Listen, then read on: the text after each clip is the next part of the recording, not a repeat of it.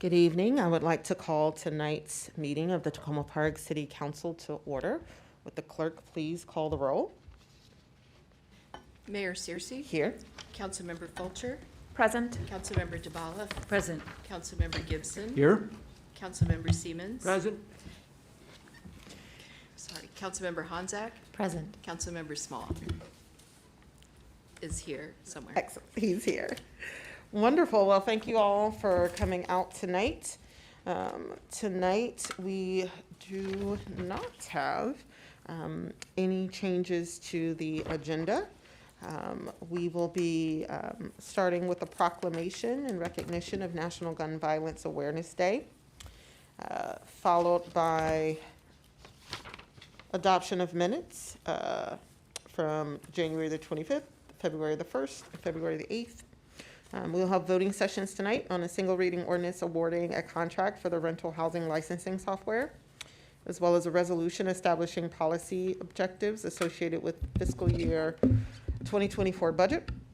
We'll also have a work session. The first item will be Montgomery Planning Presentation, Minor Master Plan, followed by council discussions regarding the Minor Master Plan.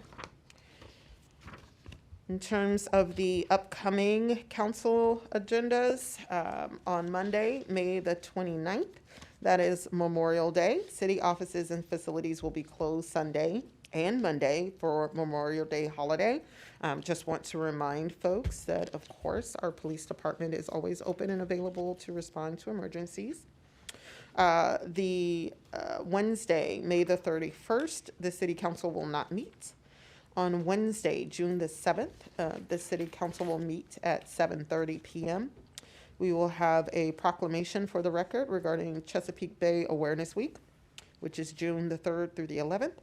A voting session, a resolution commenting on minor master plan, a work session. There's tentatively 2 items. The quarterly financial report that will cover January through March 2023, as well as the American Rescue Plan Act, or ARPA programs and budget. On Wednesday, June the 14th, we will have a work session, discussion of MML legislative action requests. And tentatively, we will have a number of procurements, recreation bus, which was approval in June for July purchase, a trash truck, approval for June for July purchase, Domer Avenue sidewalk contract award, and that is using CDBG funds, the Tacoma Branch Stream restoration contract approval, as well as the purchase of 2 police vehicles. We will also have board and committee appointments. Monday, June the 19th is Juneteenth. City offices and facilities Recording are closed. in progress. Awesome. Juneteenth, city offices and facilities are closed for the Juneteenth holiday.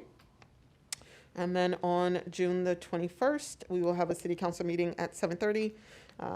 And we will have voting sessions on procurement ordinances, as well as a resolution approving submission of legislative action requests. Again, this is the MML point, as well as appointing boards, making board and committee appointments. Okay, so with that, we will get started with our proclamation recognizing the first Friday in June. Sorry, Mayor, point of order. Just, I am chilling, never really in the place to be, since I missed the, Yep, we counted you. Word. Oh, thank you. Awesome. All right, recognizing the first Friday in June is Gun Violence Awareness Day. And many of us, all of us, we have ribbons or we are wearing orange today in celebration. Not celebration because this is horrible, but in recognition of gun violence awareness. Whereas last year, gun violence claimed 44,357 lives. Of these, 20,267 were homicides, murders, unintentional or defensive shootings, and 24,090 of these were suicides by gun. And whereas recent events, including the April mass shooting in Dadeville, Alabama, at a Sweet 16 birthday party, and the killing of 5 by a neighbor in Cleveland, Texas, are tragic examples of the urgency of this issue. And whereas municipalities across the nation, including the city of Tacoma Park, are working to end the senseless gun violence with evidence-based solutions. And whereas protecting public safety in the communities they serve is local government's highest responsibility. And whereas support for the Second Amendment rights of law-abiding citizens goes hand in hand with keeping guns away from people with dangerous histories. And whereas gun violence prevention is more important than ever as the COVID-19 pandemic has exacerbated gun violence and has persisted since then, increased calls to suicide and domestic violence hotlines, and an increase in community gun violence. And whereas in January 2013, Hadia Pendleton was tragically shot and killed at age 15, and on June 3rd, 2023, to recognize the 25th birthday of Hadia Pendleton, people across the United States will recognize National Gun Violence Awareness Day and wear orange in tribute to Hadia Pendleton and other victims of gun violence, and to the loved ones of those victims. And whereas the idea of recognizing this day was inspired by a group of Hadia's friends who asked their classmates to commemorate her life by wearing orange, and they chose this color because hunters wear orange to announce themselves to other hunters when out in the woods, and orange is the color that symbolizes the value of human life. Now, therefore, I, Talisha Searcy, Mayor of the City of Tacoma Park, Maryland, hereby proclaim the first Friday in June this year, June the 2nd, to be Gun Violence Awareness Day, and June the 2nd through the 4th as Wear Orange Weekend. By wearing orange, we will help raise awareness about gun violence and honor the lives of gun violence victims and survivors, and we will show our renewed commitment to reduce gun violence and keep firearms out of the wrong hands. Thank you very much. And so next, we have public comments on voting items. Do we have any public comments on voting items? And just as a reminder for folks, voting items for tonight: a single reading ordinance awarding a contract for rental housing licensing software, and a resolution establishing policy objectives associated with the fiscal year 2024 budget.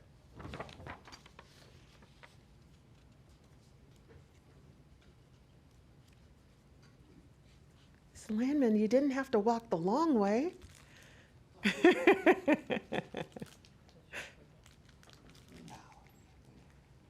right, let me get your mic on. Perfect. And we received your notice for 5 minutes. Thank you very much. Jessica Landman, Ward 1. Good evening. The budget for fiscal year 2024 is now adopted, and it's time to make sure that next year the reforms that many of you expressed a desire to adopt have a fighting chance of taking hold in time to make a difference for the budget for fiscal 2025.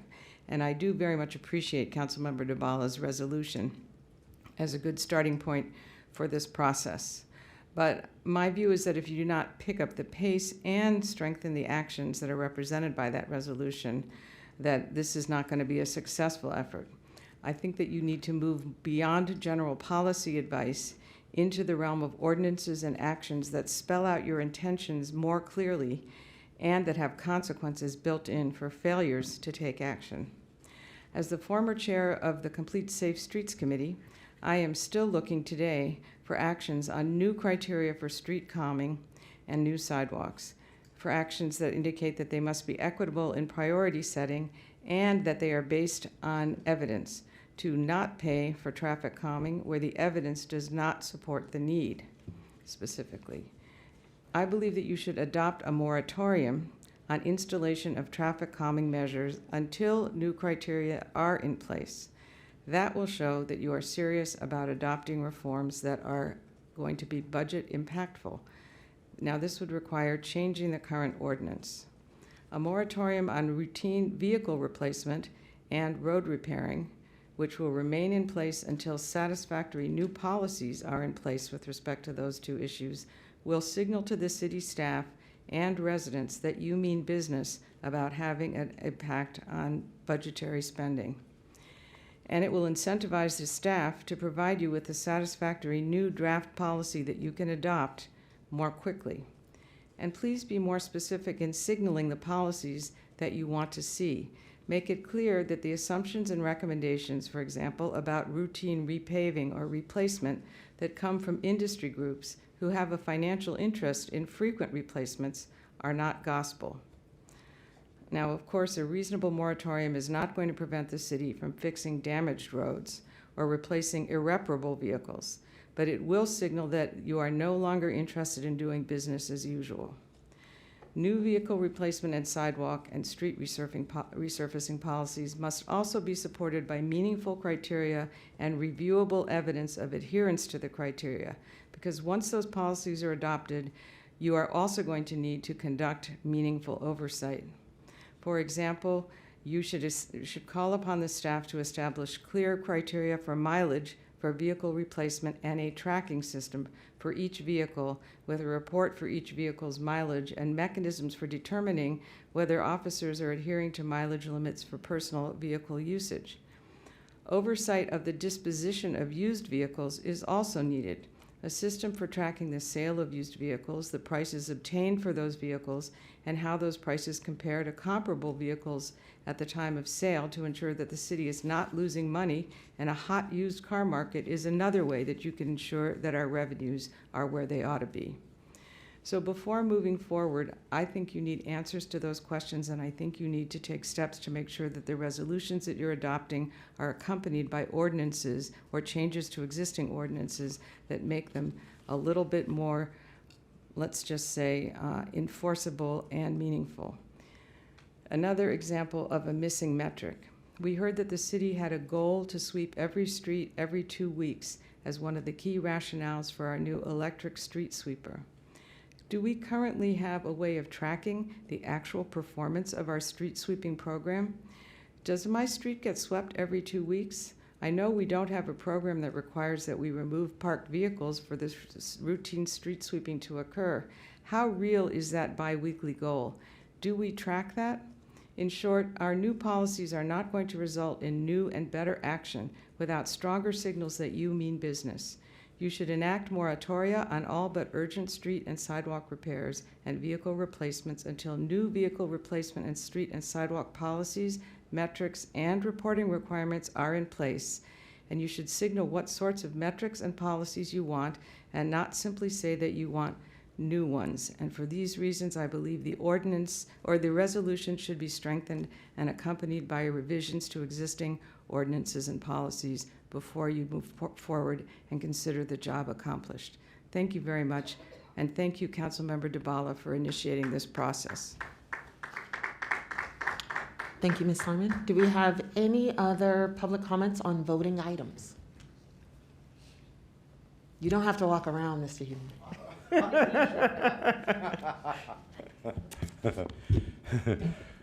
Good evening, Paul Huebner, Ward 3. I sent this to the council members and the mayor. If you didn't get it, let me know and I'll be happy to forward it to you. It's short and sweet for a change. Hello to the mayor, Mayor Searcy, and the members of the city council. As you prepare for the vote on Councilmember DiBala's resolution, and hopefully Councilmember Gibson's addendum tonight, I hope you consider the strong support for some definitive action on the budget process, signaled by over 50 residents attending a city council meeting. Councilmember DiBala's resolution includes a multitude of important factors involved in the budget process. The current process has led the city astray and resulted in substantial budget deficits for years, including a diminution of the city's reserve funds, even well below the 17% resolution that Mayor Searcy herself sponsored in 2018. I think and I hope you and this council will do what all the financial experts have advised, and that this resolution has outlined a serious review of the budget process and the massive expenditures on capital projects, equipment, policies, and unnecessary road work. I attach also with this my comments from last week's for further consideration and a point-by-point analysis. I thank you for your time. Hope you have a nice night. Thank you, Mr. Huebner. Do we have any other public comments on voting items? Okay, excellent. Are you clapping because we're done? It only cost $1. You told me I didn't clap for. Oh, okay. All right, do we have any public comments on general items? Any general public comments?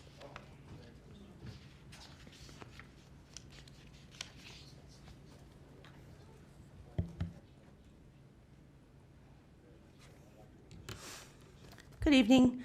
My name is Jacqueline Moore, and I live in Ward 2. The focus of my comment tonight is the selection process for the new city manager. I'd first like to take a moment to thank Mr. Eubanks for his work as our acting deputy city manager. You really stepped up to the plate, and your efforts are appreciated. Here's my list of questions, and I may have more once the process is underway. When will the city manager selection process begin? Will there be updates in the city newsletter and on the city's website? Just by the way, I never received a May newsletter in the mail, and I know residents throughout the city who haven't received it either. It is imperative that the city's website be updated with city manager selection process information. Number 2, does the city intend to hire a headhunter to find our new CM? If so, what firm will be used? Will the contract and consulting costs be made public? Number 3, what are the selection criteria that will be used? Are these criteria in line with the best practices outlined by the International City County Management Association? They're just down the road on North Capitol Street. Easy to find out. What will be the role of the community in the selection process? Please keep in mind that the process of circulating a pre-digested questionnaire, as was done last time, was purely performative and worthless. Please do not repeat that. It did not capture the honest feedback of residents. What is the total compensation package, both salary and benefits, that the city expects to offer a new city manager? And finally, what will be the performance review process once the person is hired? Will there be a checklist of the criteria used for the performance review process, and will it be made public? The criteria can be made public while still respecting employee rights and confidentiality. Thanks. Thank you. Do we have any other general public comments?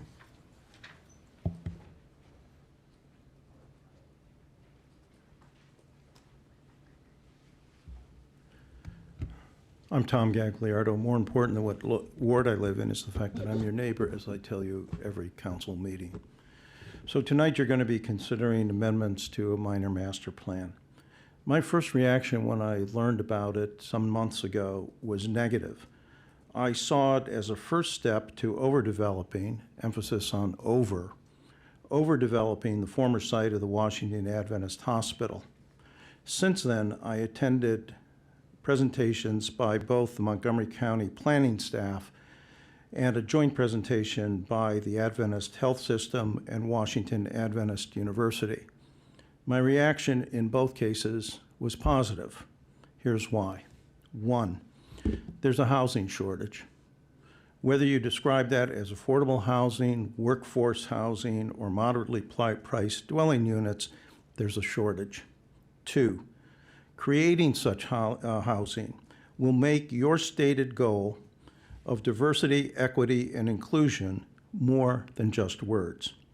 Creating such housing will actually benefit a diverse cross-section of people who live in Tacoma Park, from those who go to work every day and to make ends meet and who raise their kids, and to old retired people on fixed incomes. 3, it appears many of you on the council are seeking additional revenue sources. Connect the dots. It's not difficult. 4, there is a market for housing. The land is available on which it can be built, and the owners of the land, who are the Adventist the Adventist Health System and the Washington Adventist University, want to build housing on the site. So what's the best path to making this a reality? 1, be proactive. Work with the Adventist healthcare system and the university. 2, be supportive. And this is the most important point I want to make tonight because I say I'm going to run out of time. The most important point is that in being supportive is to be supportive. Now, the hospital didn't pay property taxes when it was operational.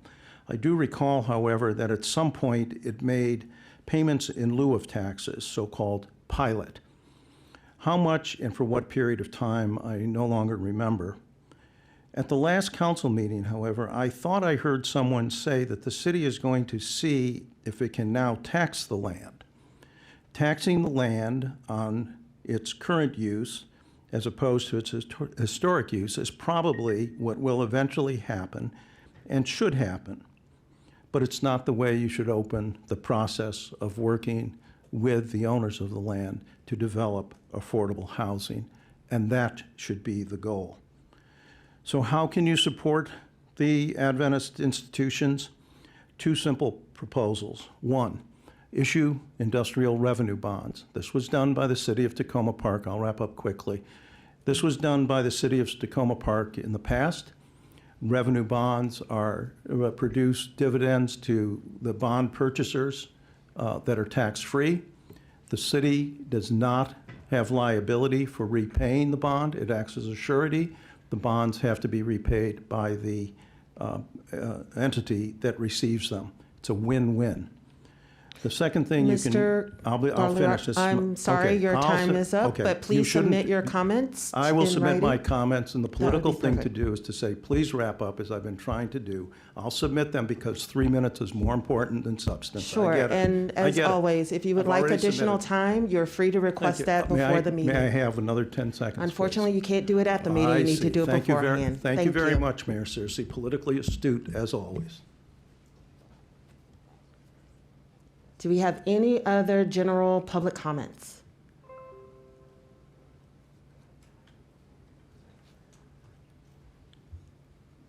All righty. And that we don't have any public commenters via Zoom, correct? Excellent. All right. So we're going to move on to our next agenda item. Council comments. Council Member Small. Thank you, Mayor. I am speaking today on something that's an inadvertent nexus with the later presentations. And that is about primarily about baseball, but tangentially about facilities and maintenance items. Happy to report that the Montgomery County Little League Dodgers won the Major League regular season championship. So my son's team brought home the chip. It's awesome. But on Saturday, they had to play a game that essentially ended up being 6 hours long because of permitting issues with the Maryland National Capital Parks and Planning Commission as per the Maryland SOP. And after the second park switch, I was like, wow, that's really crazy because these things are supposed to be scheduled and whatnot, and there's no way that this is an administrative nicety that can stand. And then I thought about the fields they were playing on because we travel a lot for baseball. And I thought about how poorly maintained those fields are. And then I thought about the field that we profoundly overuse here in Tacoma Park because there is no place to play generally. And so I am saying all these things because there's always the juxtaposition for me between what goes on in one county versus what goes on in the other, since it's the same quasi-governmental institution. And the quality of the facilities that are available for the youth to play on in Prince George's County is better. There are more, and they're better maintained. And so in the grand scheme of things, as we discuss the master plan or the minor master plan and any number of things about what the future holds for this place, I'd just like to charge everyone who is our wonderful and illustrious guest here today to understand that in the grand scheme of things, I am speaking with some degree of candor and also some degree of knowledge of at least 25 or 30 parks here that aren't related to a stream. And we need to do better as a county. We need to do things that don't discourage the youth to play, and we need to find places for them to play that aren't alienating to them, particularly anything north of Gaithersburg. Seems to be great, but down here seems to be bad, and I don't like that. Thank you. Councilmember DeBala? Thank you. Thanks for people who came out and commented on the resolution. I'll be talking about it later, but just in brief, as some of you noticed, this isn't intended to be a comprehensive budget reform. This is about specific fiscal policies as a start to looking at the bigger picture, and that other people may be proposing amendments. We can talk about it when we get that far. Uvalde. So in addition to the gun violence proclamation, I just wanted to mention that today's the first anniversary of a school shooting that was very powerful for me, among the many shootings that you can hardly keep track of. And I just wanted to take a moment and acknowledge that, because it's touched us all deeply. So for local business, Belford Place sidewalks, voting right now. If you live near or on Belford Place and you didn't get a letter, get in touch with me. Voting is due June 2nd. We also have a new tenant association in Ward 2. I'm really excited about this. Aspen Court. This has been a long time coming. This has been a project since before pandemic for me, so I'm very happy about that. And two pieces of news from outside of Tacoma Park. So last week I was at the National League of Cities Capstone Conference, and I met some of the people that the city may be lucky enough to work with. The city, for those of you who didn't know, because now that I think about it, applied to one of 3 tracks that are kind of like technical assistance in a group from National League of Cities, and it looks like that we'll be getting our first or second choice. So yeah, which is great, and we'll let the city manager say more about that when we get to that point. And secondly, this morning was the Metropolitan COG Energy and Environment Committee meeting, and we talked about 2 projects that COG is doing that will include the city, both relative to federal infrastructure money and both relative to climate in particular. So carbon reduction planning program with the Transportation Planning Board, and the climate pollution reduction grants program from EPA, which is a regional planning program. And in both of those cases, when we get further down the line, there will be chances for individual communities to apply for projects. But both of these are regional COGS planning programs to set the whole thing up. So thank you for indulging me, and who's next? Excellent. Thank you, Councilmember DeBala. Councilmember Siemens. Thank you, Mayor. I just wanted to let the community know that Piney Branch Pool is not going to be open for any more Sundays until after school starts again this fall. And also, that includes this coming Sunday, and Monday the pool will also be closed because of the holiday. Thank you. Councilmember Gibson. Yes, I just am regularly and repeatedly heartened by the depth of commitment and research that our various commenters provided to us today about what more we can need to do about the budget and other issues. I'm just amazed and grateful for your hard work to hold us to the test and to do our best and keep it coming. Thank you very much. Councilmember Honzak. Good evening. Thanks to everybody who came out this evening.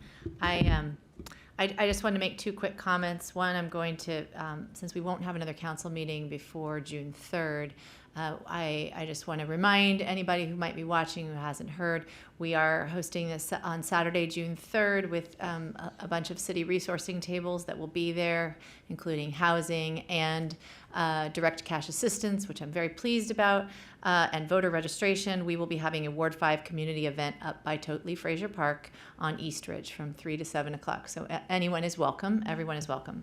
And I thank Cheer and MHP also for being sponsors of that event.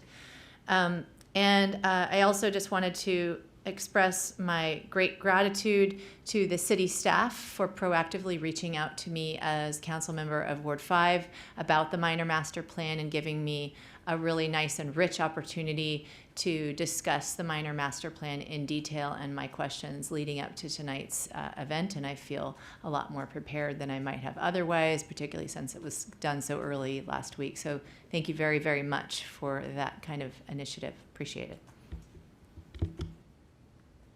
Councilmember Fulcher.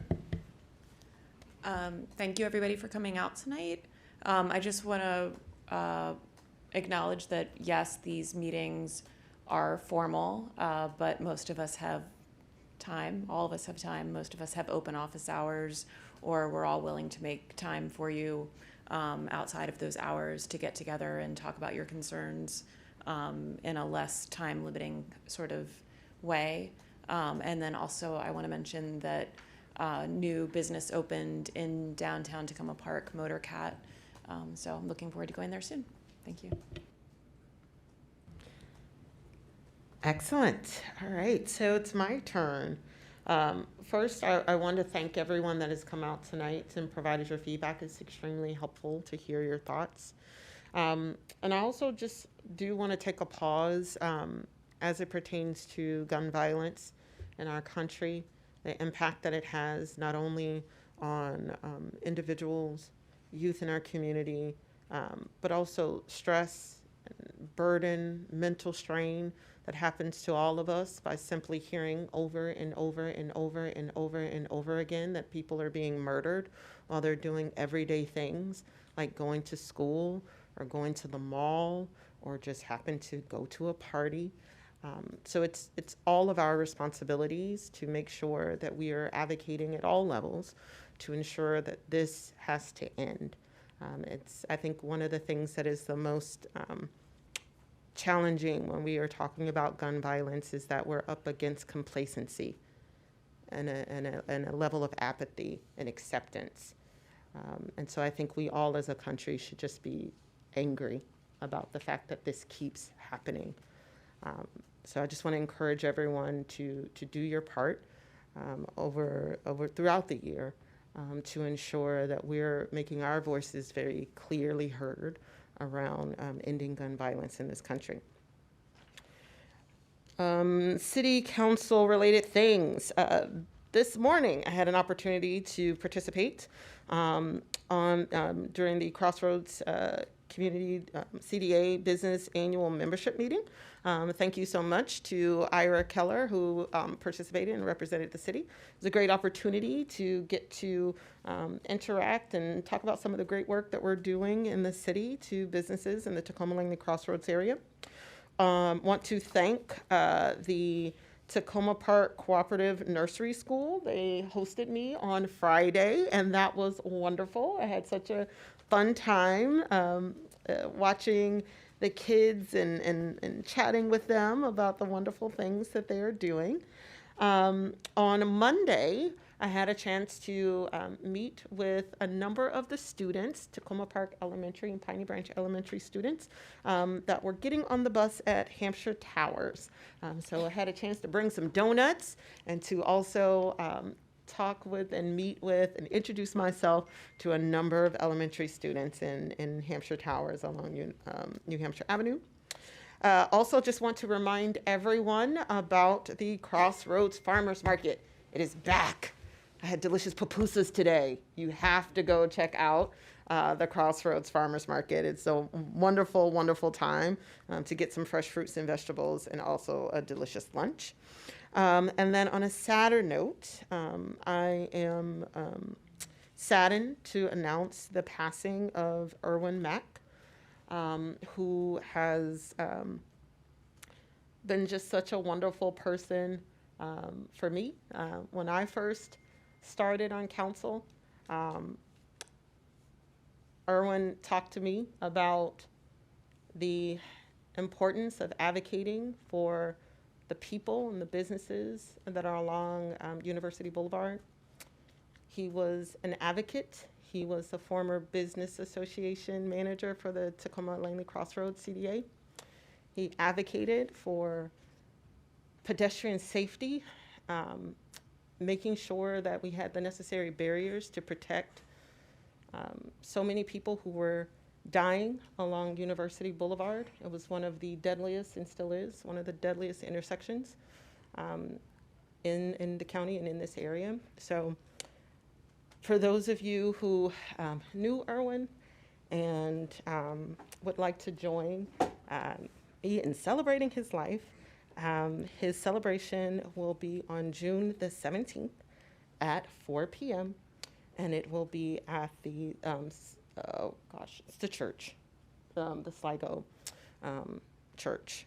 So just want to again remind folks of his homegoing, which will be on June the 17th at 4 p.m. All right, so with that, I am going to turn things over to our acting deputy city manager. Thank you, Mayor. Good evening, council. Good evening, members of the public and our guests for today. Just a few updates, mostly events. I'll start with some updates from Public Works. The annual household waste drop will take place this Saturday. Not this Saturday. Saturday, June 2nd, from 10 a.m. to 2 p.m. at the Public Works facility, which of course is at 31 Oswego Avenue. Please refer to the city's website for a list of acceptable materials. And a few event updates from Housing and Community Development. Beginning on May 25th at 5:30, the Montgomery College Facilities Master Plan walking tour will begin from parking lot W1 off King Street, adjacent to the Cultural Arts Center. A tour bus will be provided to tour the Tacoma Park side of the campus. Please visit the Montgomery College website for more information or to ask a question or leave a comment. On June 1st, 2023, from 6 p.m. to 8 p.m. is Power in the Park at New Hampshire Estates, 8825 Piney Branch. This is the third annual event hosted by Delegate Lorik Shakurian in coordination with the Community Health and Empowerment through Education and Research, also known as CHEER. To connect the Long Branch community with energy efficiency assistance, weatherization, and community solar programs. And then finally, on June 1st, from 7:30 p.m. to 2 p.m. is the Wellspring of Poetry reading here in the Community Center, where 4 local poets will share their original work about healing, growth, and enlightenment in various forms. The featured poets will include Claudia Gary, Brendan Kennedy, Neha Mishra, and Pamela Mary Winters. And that's all I have, Mayor. Thank you. Thank you very much. All right, and so next we have the adoption of minutes. So everyone should have minutes from January the 25th, February the 1st, as well as February the 8th. I move minutes. Yes, Councilmember Siemens moves. Do I have a second to adopt the minutes? Councilmember Dabala, sorry, her hand was up first. All right. Just want to check with the clerk. Do we need to do a roll call or can we do okay, excellent. All those in favor of moving forward and adopting our minutes of January the 25th, February the 1st, and February the 8th, please say aye. Aye. Any opposed? Any abstain? All right, minutes have been adopted. Next on the agenda is a single reading ordinance awarding a contract for rental housing licensing software. Thank you very much, Council. Thank you very much, Councilmember Small. Do I have a second? Excellent. second by Councilmember Siemens. Do we have any comments, questions before we proceed with the vote? Okay. Mayor, just, I know we've discussed this a couple of times, but when we do have people in attendance, I just always like for David to have an opportunity to run stuff down like this. So David, if you wouldn't mind, just explain a little. Sure. As I suppose, a recap from last week, we also have Devin McNally, our housing manager, and the director of HCD, Ira Cowler, joining us virtually. The city is looking to proceed with the execution of a contract. The contract itself is still under development with HCD, and of course will be reviewed and approved by the city attorney. But we are in the process of proceeding with the purchase of a new licensing system. As you all know, the city is obligated to, by code, to manage its rental licensing program, which is a pretty involved process. It includes inspections and the issuance of a license that allows apartment buildings to rent their facilities for certain durations of time, either a year or 2 years, depending on the inspection itself. The system that we have is outdated and inefficient, and the execution of this contract will allow us to move ourselves into the 22nd century and provide more convenient services to residents, as well as add some efficiencies and some cost-saving measures. So we're looking to have council approve it. And again, we have staff available if we have any additional questions. And then, David, the only other question I had for the staff is that this is consistent with the procurement policies as established by code, right? Yes, absolutely. That's all. Thank you. All right. So, City Clerk, do we need to do a roll call on this one because it's a contract, correct? All right. All right. Can you please call the roll? Councilmember Fulcher, Aye. Councilmember DeBala, Yes. Councilmember Gibson, Yes. Councilmember Siemens. Aye. Councilmember Honzak, Yes. Councilmember Small, Aye. Mayor Searcy. Aye. Okay, next item on the agenda is a resolution establishing policy objectives associated with fiscal year 2024. Would someone like to move the resolution? I would like to move this resolution with a friendly amendment to include Councilmember Gibson's addendum to the resolution. Okay, let's, I want to make sure I'm doing the right thing. Let's move it, get a second, then amend it. Okay. All right. So Councilmember Small. So moved. Excellent. Do we have a second? Councilmember Gibson, second. Councilmember Smalls has an amendment. Yes. Thank you, Mayor. I would like to add the addendum of Councilmember Gibson to Councilmember DeBala's drafted resolution.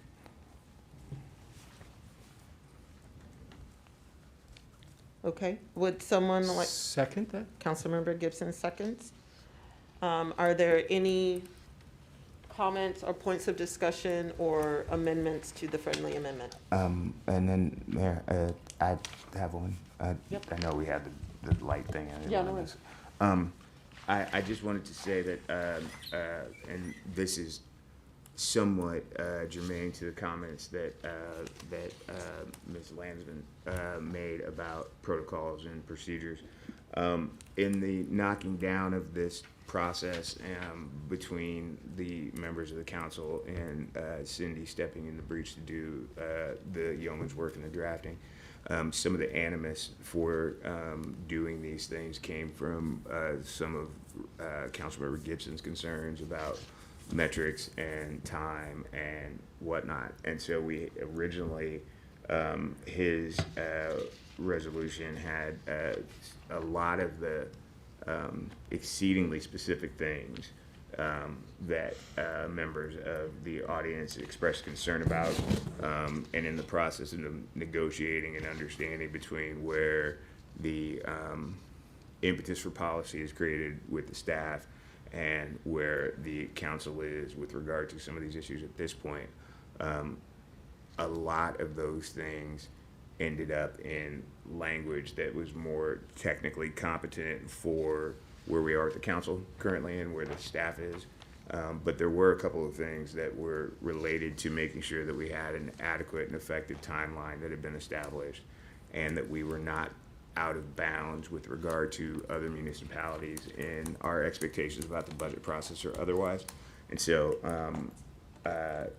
I know that Randy had a secondary conversation with the acting deputy city manager and came to a conclusion that this would be a good way to outline that.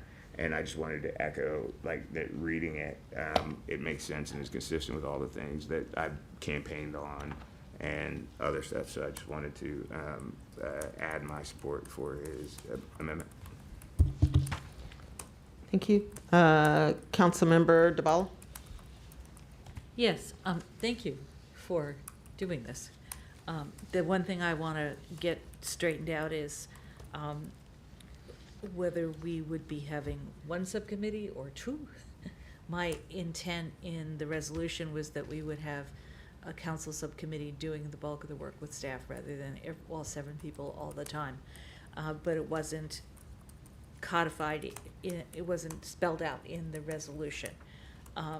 Because of our practice has been to do it informally. So I think I am suggesting that we just drop the part about we'll create a council subcommittee. In terms of my amendment. Oh, yes, in terms of your amendment, or we could go the other way and put it in mine.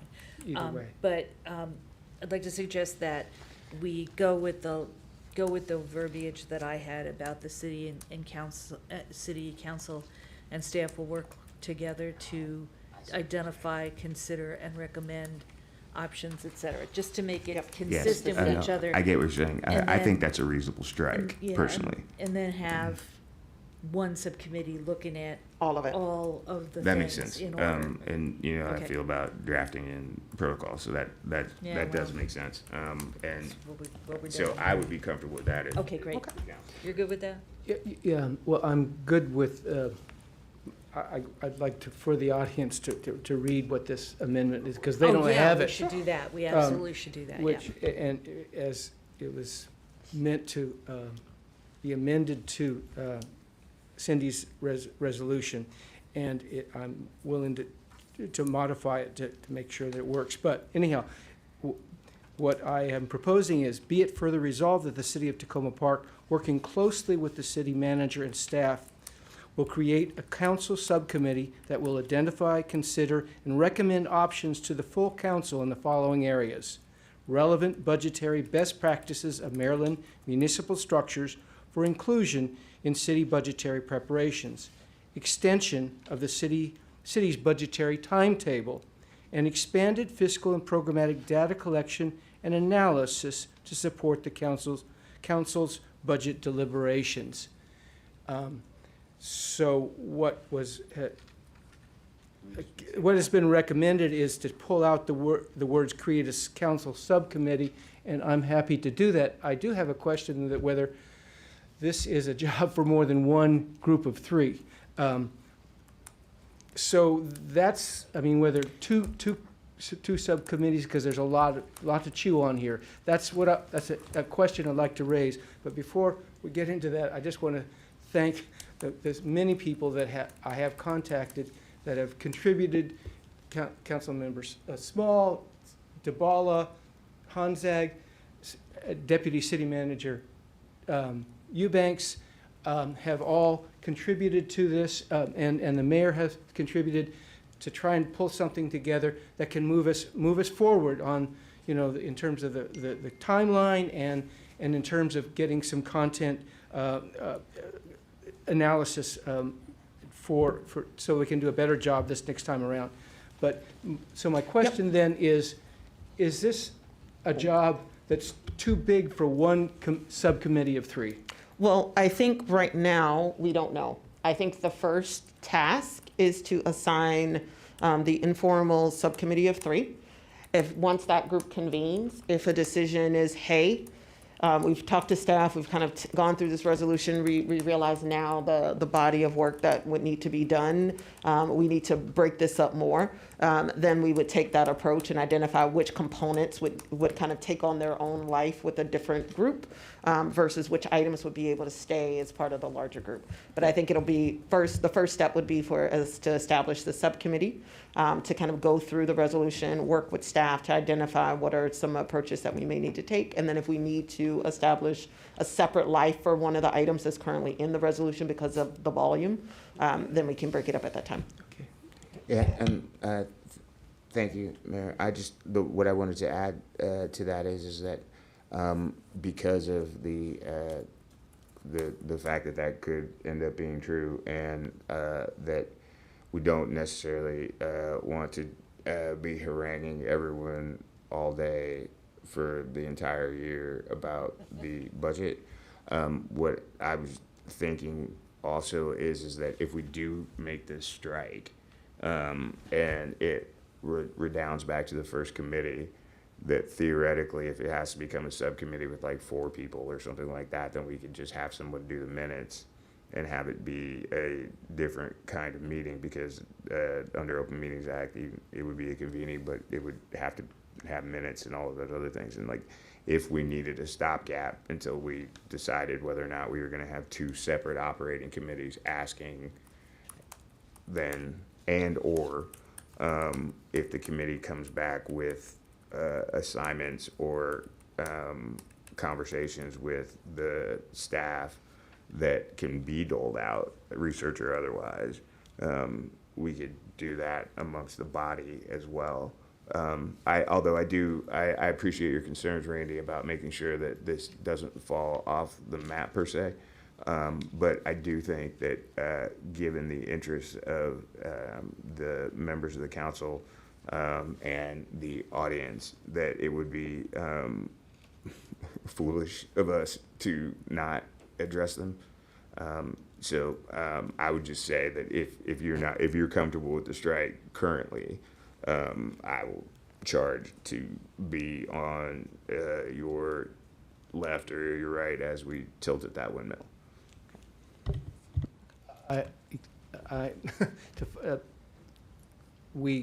It sounds, I mean, in other words, that if I understand correctly, that the mayor has suggested that we start with one committee, and it may evolve more than that. I'm comfortable with that, and I hopefully would like to be on that committee. Great. I am taking volunteers. I hear I already have 2. Councilmember Smalls, Councilmember Gibson. Do we have another? We're forming the committee now, or? I think people are just indicating. Yes, we can table it. We can table it. All right, everyone, just send me if you want to be on this subcommittee. I heard from some, I did not hear from all. If you are interested, I don't want any fighting at the dais about who gets to be on the subcommittee. If you are interested in being on the subcommittee, please just shoot me an email so I can know how many folks are interested in being a part of the subcommittee. All right, so with that, I want to make sure that we don't lose track of where we are so we can get this thing voted on, because we have county staff waiting patiently to present to us. Excellent. Thank you very much. So just want to recap for folks the amendment that is on the table. Be it further resolved that the city council will work with the city manager and designated staff to identify, consider, and recommend options in the following areas. Yeah, sounds good. Relevant budgetary best practices of Maryland municipal structures for inclusion and budgetary preparation, extension of the city budgetary timeline, and expanded fiscal and programmatic data collection and analysis to support the council's budget deliberations. Okay, all those in favor? Councilmember Honzak? I'm sorry, I didn't realize we were fully closing that conversation. May I quickly ask a question of our city manager? Yes. Thank you. I would once again like to ask and hear your inputs. I understand that Councilmember Gibson received your inputs on this particular amendment. Could you perhaps briefly comment on the viability, in your view, sitting in the position that you are in, of this amendment and the utility of it, in your view? Councilmember Honzak, thank you. I always welcome the opportunity to share staff's perspective. And I'd like to thank council as a whole for including us in the discussion.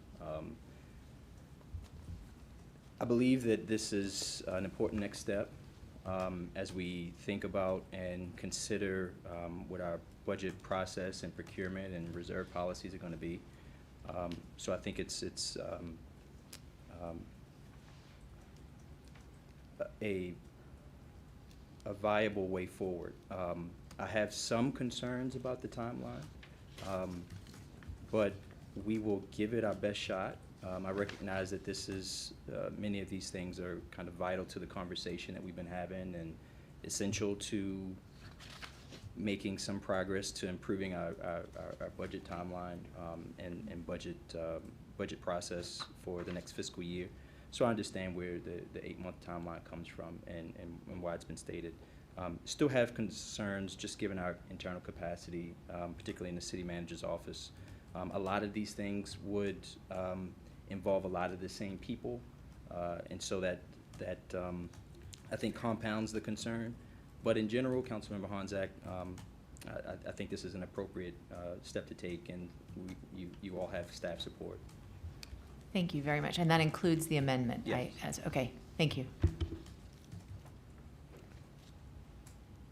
Okay, all right. So all those in favor of the amendment, please say aye. Aye. Any opposed? Any abstain? Okay, so the amendment moves forward. So now we are voting on the resolution as amended. Okay. Right. All those in favor of approving resolution establishing policy objectives associated with the fiscal year 2024 budget, please say aye. Aye. Any opposed? Any abstain? Okay, so moves forward. Thanks for that. Thank you very much, Councilmember DeBala, for your leadership on this effort. Thanks for Okay, so next we are moving on to the work session.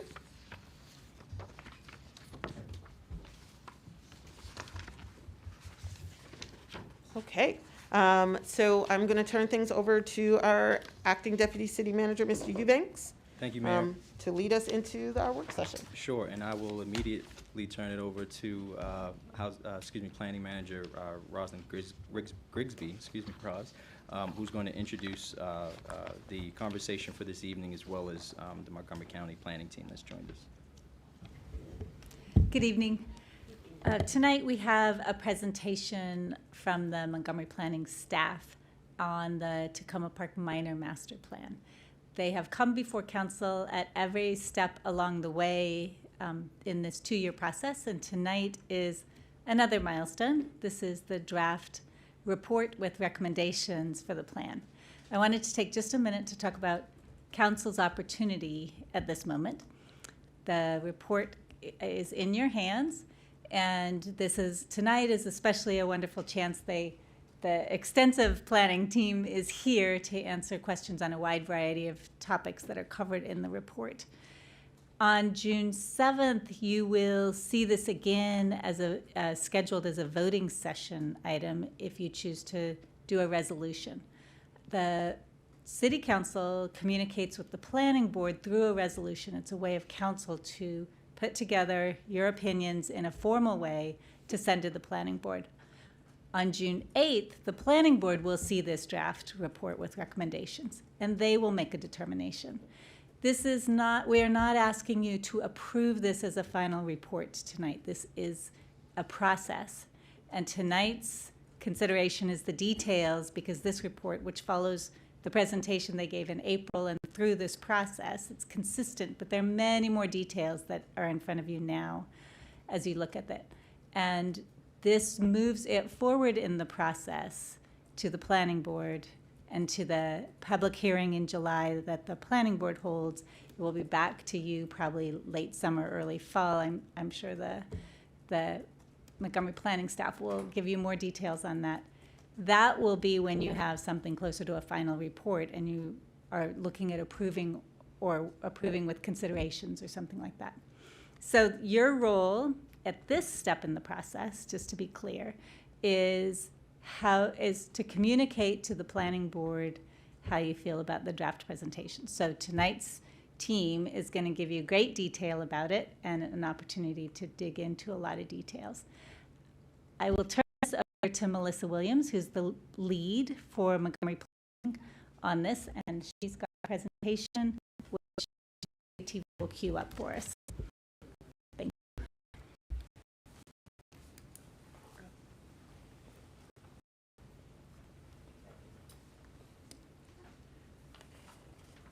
I was going to say, forgot everything you shared. That's fine.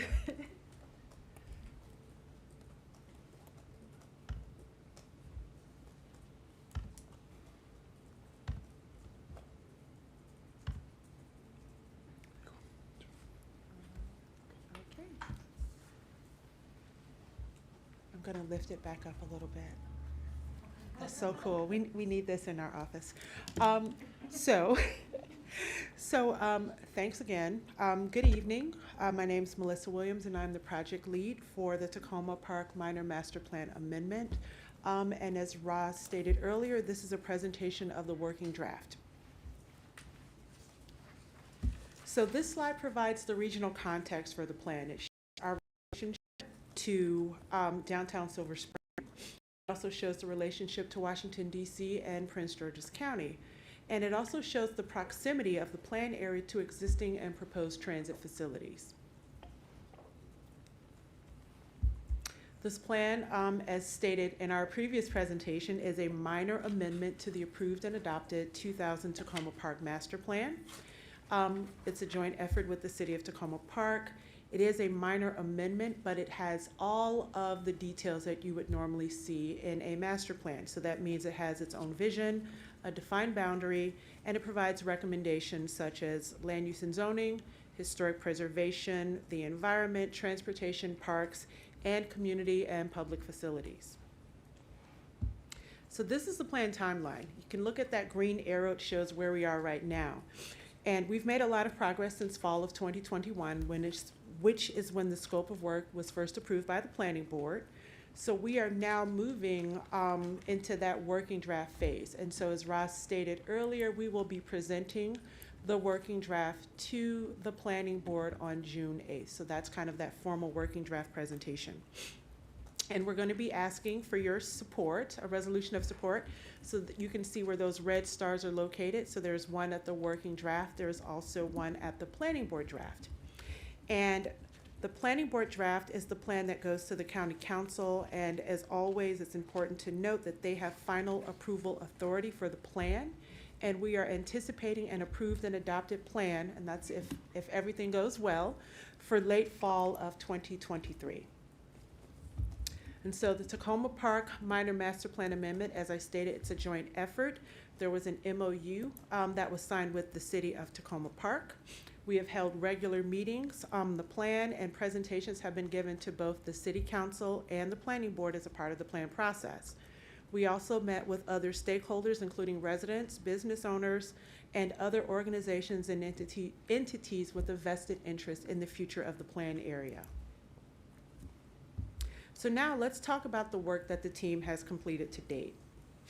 So once again, this is the background. You can see the plan area here. It's roughly 132 acres. As previously stated, that boundary was approved in 2021. This is the partnership that we are very excited about, and you can see all of the facilities that are located inside that boundary. So we have the Washington Adventist University, we have the former hospital, we have the Erie Center, which is that retail node at Flower and Erie Avenue.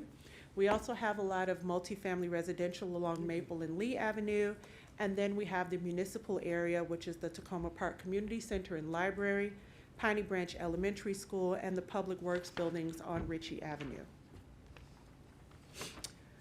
So it's also important to note that plan recommendations for zoning are limited to that area that was within the boundary.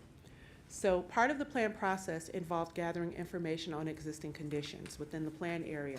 This included looking at demographics and the current physical development and physical conditions. So this provided staff with insight on the community, and it helped us prepare for the engagement process. And so this slide actually shows examples of kind of the big picture, what we saw and what we heard as we started our existing conditions process. So during our outreach and engagement, we discovered that not all stakeholders understood the planning process. And so we talked about this in our preliminary recommendations, that there was concern that their voices didn't or wouldn't matter. And so we just wanted to reiterate that equity and planning is a core tenet of our master plan process, and the team made significant effort to make sure that participants were given a variety of engagement opportunities. We also educated them on the planning process and how to best advocate for their communities, and to also see that their respective goals and desires were carried forward throughout the entire process. So the diversity of the community and the impact of the pandemic required that we be creative in our engagement process. So we had a multi-pronged approach that we also enlisted the aid of a translation service to make sure that documents and other materials were available in French, Spanish, and Amharic. We combined traditional outreach and engagement techniques such as pop-ups and attending community meetings, and we also used social media and other online strategies. The result was we met with more than 550 unique stakeholders. Our most significant effort involved meeting traditionally hard-to-reach communities through door knocking and canvassing. We actually had a consultant that we worked with knock on the doors of the multifamilies located on Maple and Lee Avenue. And then we also sent them back out into the community a few months later, and they actually worked with the students at Washington Adventist University. So they actually hosted a series of student-led activities to get their insight onto what they would like to see happen in the plan area. So all of that engagement provided us with takeaways and insights into how the stakeholders how they see the community today, and what the residents and other stakeholders would like to see happen in the future. So what were those takeaways? As previously stated, they love living in Tacoma Park. I can't tell you how many people told us that this is a great place to live and they can't imagine living anywhere else. But they were also concerned about affordability. There was a concern about being priced out in the future, and also the loss of the hospital and other assets. The potential loss of the swimming pool was something that came up quite a bit. They were excited about the potential for development on the Washington Adventist campus, with the goal of having additional public amenities like walkable retail and community gathering spaces. And they also were environmentally conscious. They wanted to make sure that this development didn't have any undue impact on Sligo Creek. So now let's talk about where we're going. That's the future of the plan area. The vision of the plan reflected the common themes that we heard throughout the engagement process. The stakeholders love the community. They want to see it protected. They were concerned about, they shared concerns regarding resiliency, the need for new uses for old spaces, and the desire for improved connections. And so this was the vision statement that was ultimately created. And I'll read that for you. It's: the planned area will build on existing assets to be a resilient, reimagined, and reconnected community with new housing and other uses, greener and safer streets, and improved access to amenities. So it's a pretty straightforward vision statement. So this is a map of the existing land uses. As you can see, the current land uses in the area are primarily institutional uses, such as those found in the municipal area and on the Washington Adventist campus. There's also an abundance of multifamily located along Maple and Lee Avenues, and a sizable amount of parkland. There was very little mixed-use development currently. This is what the plan is proposing. So it's a little different. The plan is proposing a more flexible land use pattern for the plan area, and what you see kind of shaded in that pink color, that's mixed. Those are all the areas where mixed-use development is possible. It is important to note that we also had a few properties within the planned area that currently have more density than what is allowed by their current zoning. These properties were highlighted on this map as a part of our existing conditions analysis. This is a map of the existing zoning. The current zoning patterns typically reflect the existing uses with the exception of the R60 zoning. In this plan area, the institutional uses and the parkland account for the majority of the R60 zone properties, and R60 would be your single-family zoning. However, there is a significant amount of multifamily zoning, primarily along Maple, Lee, and Greenwood Avenues. There are also 2 overlay zones which predate our current mixed-use zoning tools. So the plan hopes to introduce the mixed-use development, and this would be accomplished by applying the mixed-use commercial family of zones. That's our CR zones. And so that would fulfill the plan's vision of a reimagined, resilient, and reconnected plan area. And so you can see here, this is a map that shows the proposed zoning, and I'll have additional detail on that as we get into the district section. So you'll actually be able to see a bigger breakout of that. So this section will focus on the new and improved uses for existing places and spaces. This is our reimagined section. And so this starts to talk about land use and zoning. The goal for the land use and zoning recommendations is to create pedestrian-friendly areas containing a variety of amenities and neighborhood-serving uses. The plan recommends flexible, compatible zoning that can be more adaptive to market conditions while retaining the community character. Once again, this is an opportunity to remove obsolete zoning and to address any zoning inconsistencies. The plan also sees an opportunity for new public amenities, including a green promenade. This would connect the planned areas to safer sidewalks, new and enhanced parks and open spaces, and has the potential for additional bike lanes. You can also see in the image to the right the types of uses that could occur within the green promenade. The plan will also make recommendations about new and improved public facilities, including co-location opportunities for recreation, schools, and safety and security offices. So now we'll talk about reconnected. Sorry. The planned area has lots of access to transit, but hilly topography and aging sidewalks can make Maple and Flower Avenue feel disconnected. The plan makes reconnecting the community a priority. And so the previously mentioned Green Promenade will build upon the city's Maple Avenue connectivity project with improvements to sidewalks, bike and pedestrian connections, and the potential for new private streets on the Adventist campus. All private streets should be designed to meet the standards established by the Complete Streets Design Guide. And so I think it's important to note that we are not recommending any new public streets. When we talk about streets here, we're really talking new streets. We're talking about the private streets and the potential for those on the Washington Adventist properties. And so, hold on a second here. The plan reconfirms the bikeway recommendations of the 2018 Bicycle Master Plan and offers updated recommendations for bikeways along roadways where necessary to align with the 2021 Complete Streets Design Guide. And while there are continuous sidewalks throughout most of the plan area, there are some streets where there are sidewalks on only one side of the street or existing sidewalks are narrow and or obstructed. The plan proposes improved lighting, contiguous, unobstructed ADA accessible sidewalks on both sides of all streets, and upgrading crosswalks at all intersections. This includes the Carroll Avenue SHA alignment project, which proposes pedestrian improvements along Carroll Avenue near the Washington Adventist campus, and also provides for new ADA accessible sidewalks and other pedestrian infrastructure. So the plan focuses on ensuring safe use of roadways for all users, including pedestrians, bicyclists, transit users, and motorists, and does not, once again, recommend any new public roads.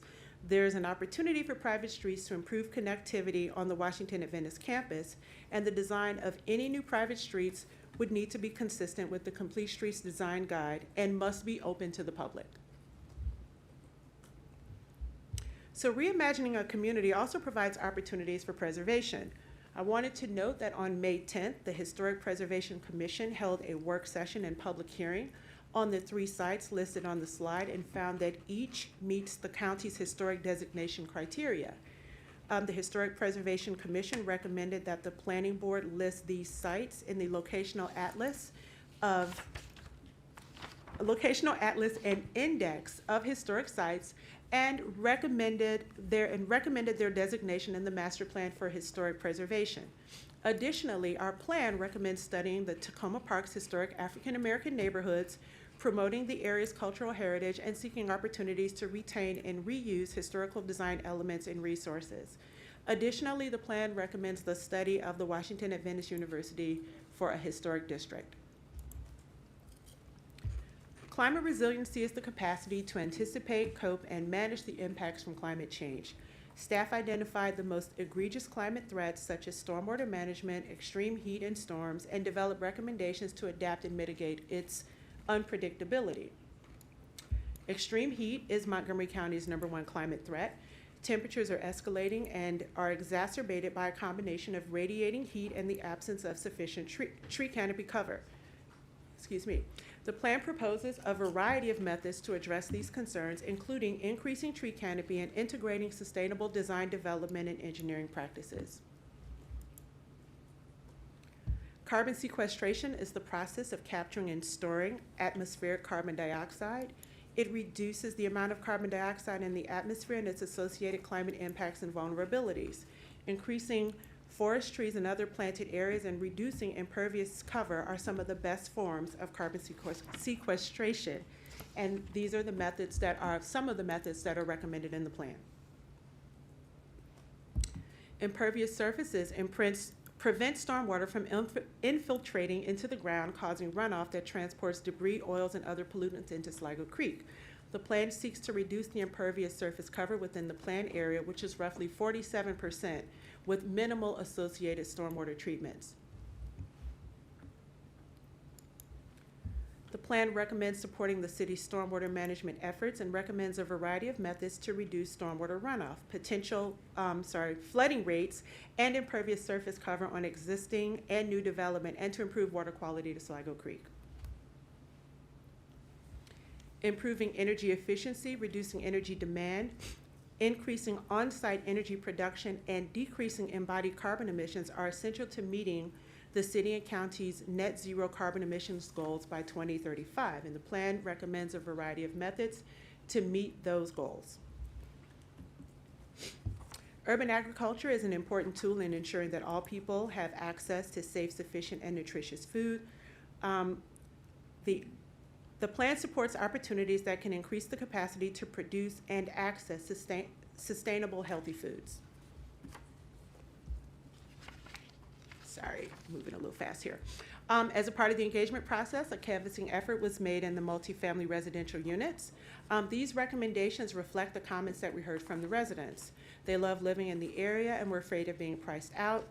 There was also a desire to see a variety of housing types and the need for more code enforcement. The plan also encourages the introduction of MPDUs into new development as another tool to retain affordability. The planned area is home to numerous parks and open space, including the Sligo Creek Stream Valley Park, which is one of the largest parks within the planned area. The plan makes recommendations to improve its ecological health and performance, including the Brashears Run outfall.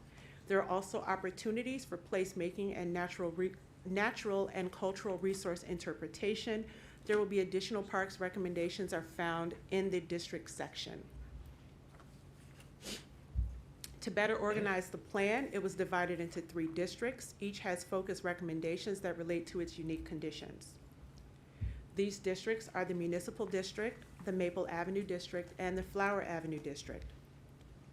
The Municipal District is the civic heart of the city of Tacoma Park.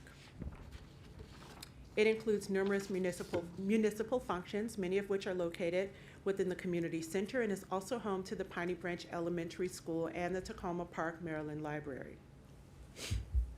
The plan recommends that the zoning in the municipal area be consistent with the zoning proposed for other properties along Maple Avenue. City and school properties now zoned only for single-family houses will be rezoned to a mixed-use zone with a maximum FAR of 2.5 and a maximum height of 150 feet. And this is to increase flexibility for future development.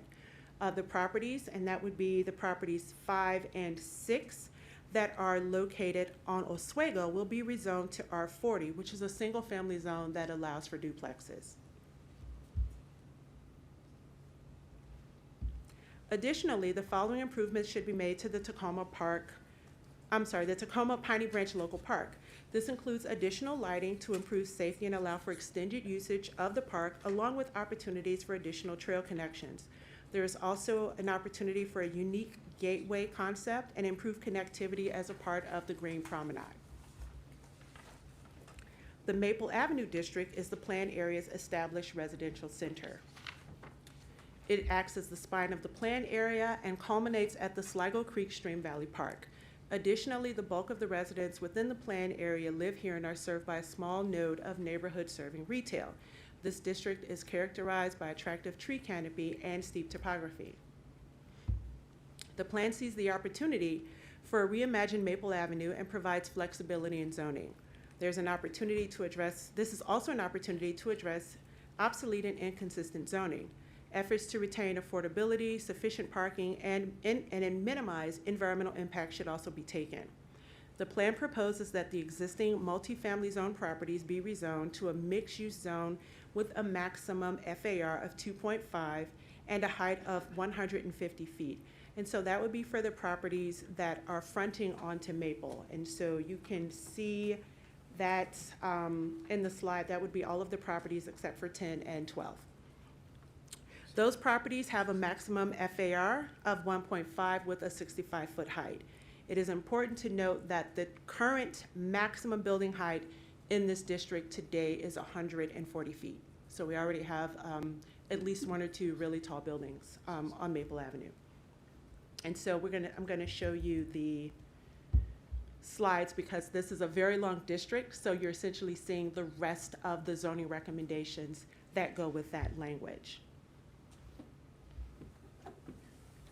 And so now Excuse me, I'm sorry. I just have one little question or quibble. Could you specify what the stories version of the heights are so that people would know? 12? It's kind of what I thought, but I just wanted to say it. Oh, Like, okay. A 10-story building? 150 converts to a 10-story Each floor is building? about 10. It's 10 feet per floor, so 150 feet would be about 15 stories. Okay, thank you. Okay. Okay, the plan sees an opportunity for, I'm sorry, gotta jump ahead. Okay. In addition to implementing the Green Promenade mentioned earlier, the plan sees an opportunity to incorporate and expand upon the goal of the city's Maple Avenue Connectivity Project. This would make it safer and easier to get around the community. It also looks for opportunities to improve upon and enhance existing infrastructure. So one such improvement could be the use of existing parkland at the intersection of Maple Avenue and Sligo Creek Parkway. The plan recommends studying the feasibility of an alternative use for this land. Additionally, the plan recommends studying the potential of a community garden at Opal A. Daniels Park. Other park improvements could include improvements to the ecological health and function of the Sligo Creek Stream Valley Park. That would include upgrading the park to address the ecological function and health, and then also implementing the Sligo Creek Gateway concept. Including collaborating with the City of Tacoma Park on, we're also looking at Brashears Run, which would include collaborating with the City of Tacoma Park on improved stormwater management and the restoration of the area. And so you can see here, this is an image of Brashears Run, and we would be looking at addressing the failing outfall infrastructure and also looking at repair to the unstable banks. Similar efforts are supported for Sligo Waterworks to restore the dam and incorporate a fish passage project. The Flower Avenue District represents the past and the potential of the planned area, and it is home to the Washington Adventist University and the former Washington Adventist Hospital, as well as the community hub of the Erie Center and a variety of housing types. Excuse me. The owners of the Washington Adventist properties have met with plan stakeholders, including residents, regarding their goals for the campus. The plan recognizes their desire for flexible redevelopment tools and recommends that the current single-family zoning be replaced with a mixed-use zone that provides options and allows for the creation of some public amenities and facilities desired by residents and other stakeholders.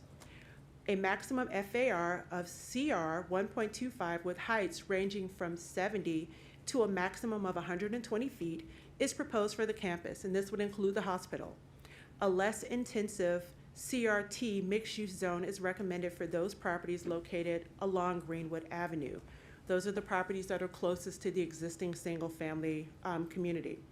This development should also take care to minimize its impacts to Sligo Creek. The plan also supports the continuation of the Erie Center as a retail node and seeks to ensure its compatibility with adjacent residential uses.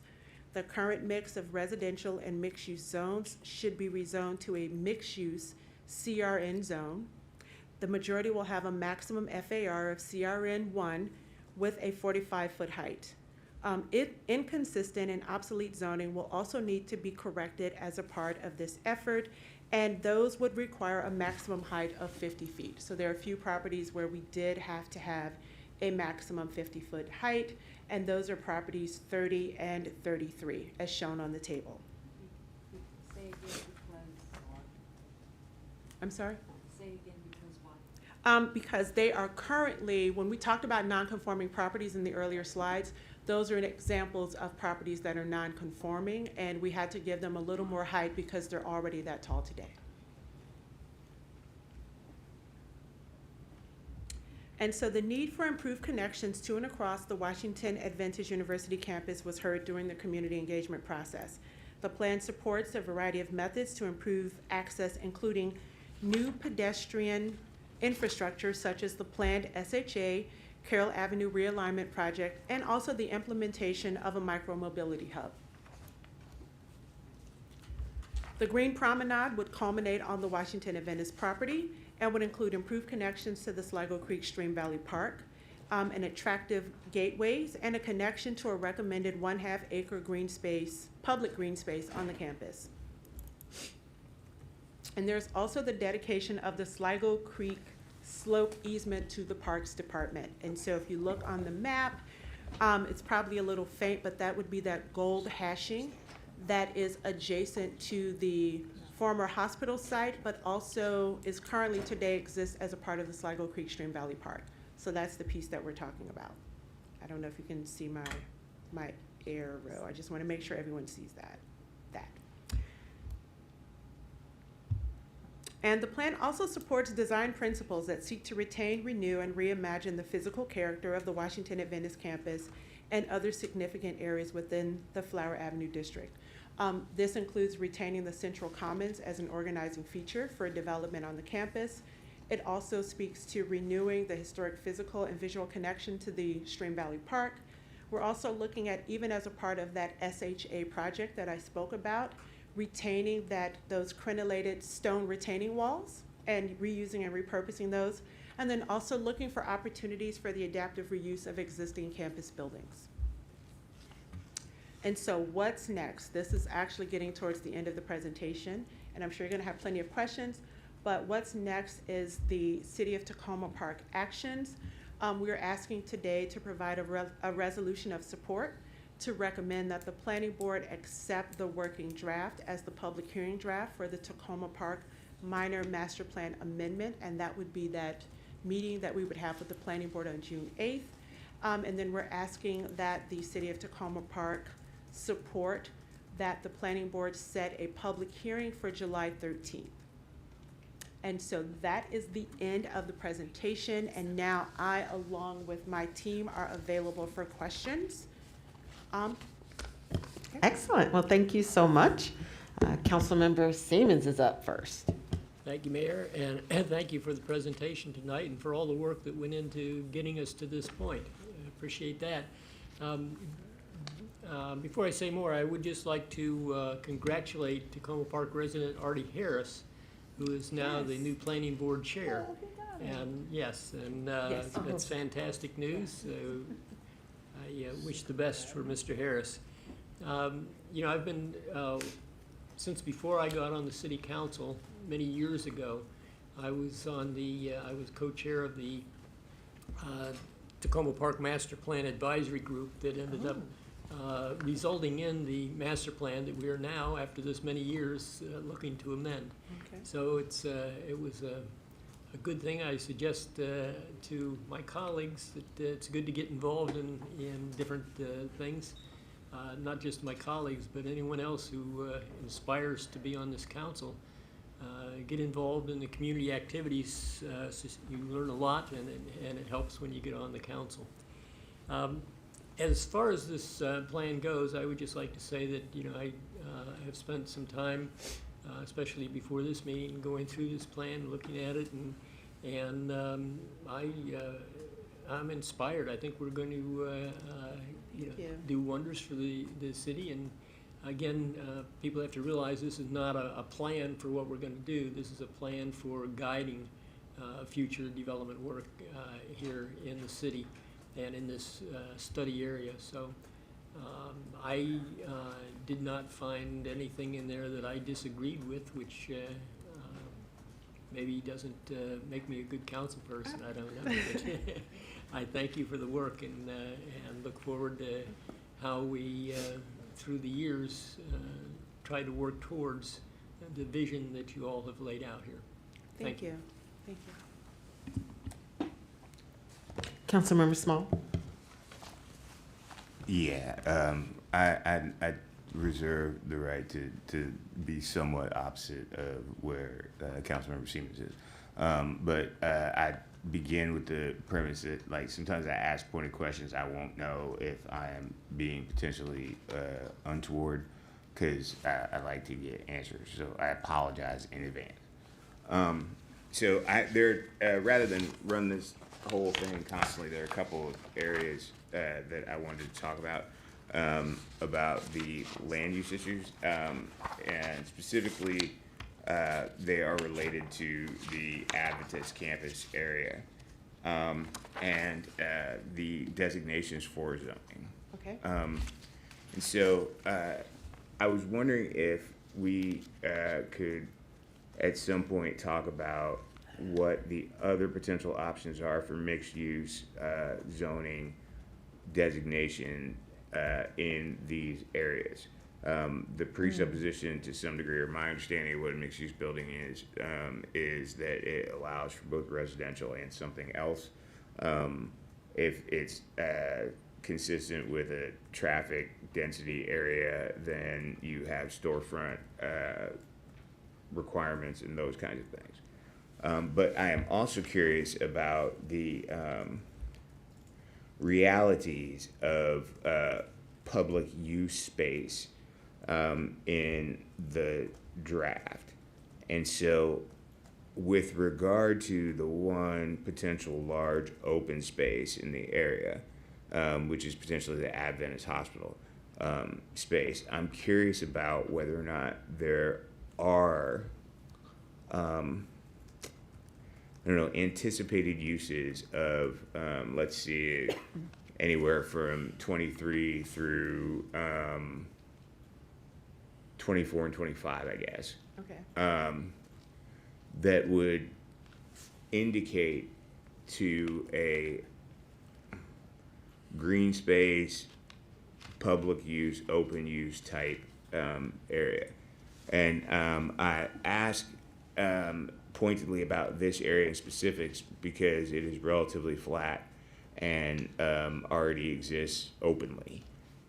Because of the previous comments that I made during the public comments about the lack of spaces to actually play in this area. And I don't think we're necessarily just talking about athletics, and we're not talking about the cute little parks in the neighborhoods that we have promulgated.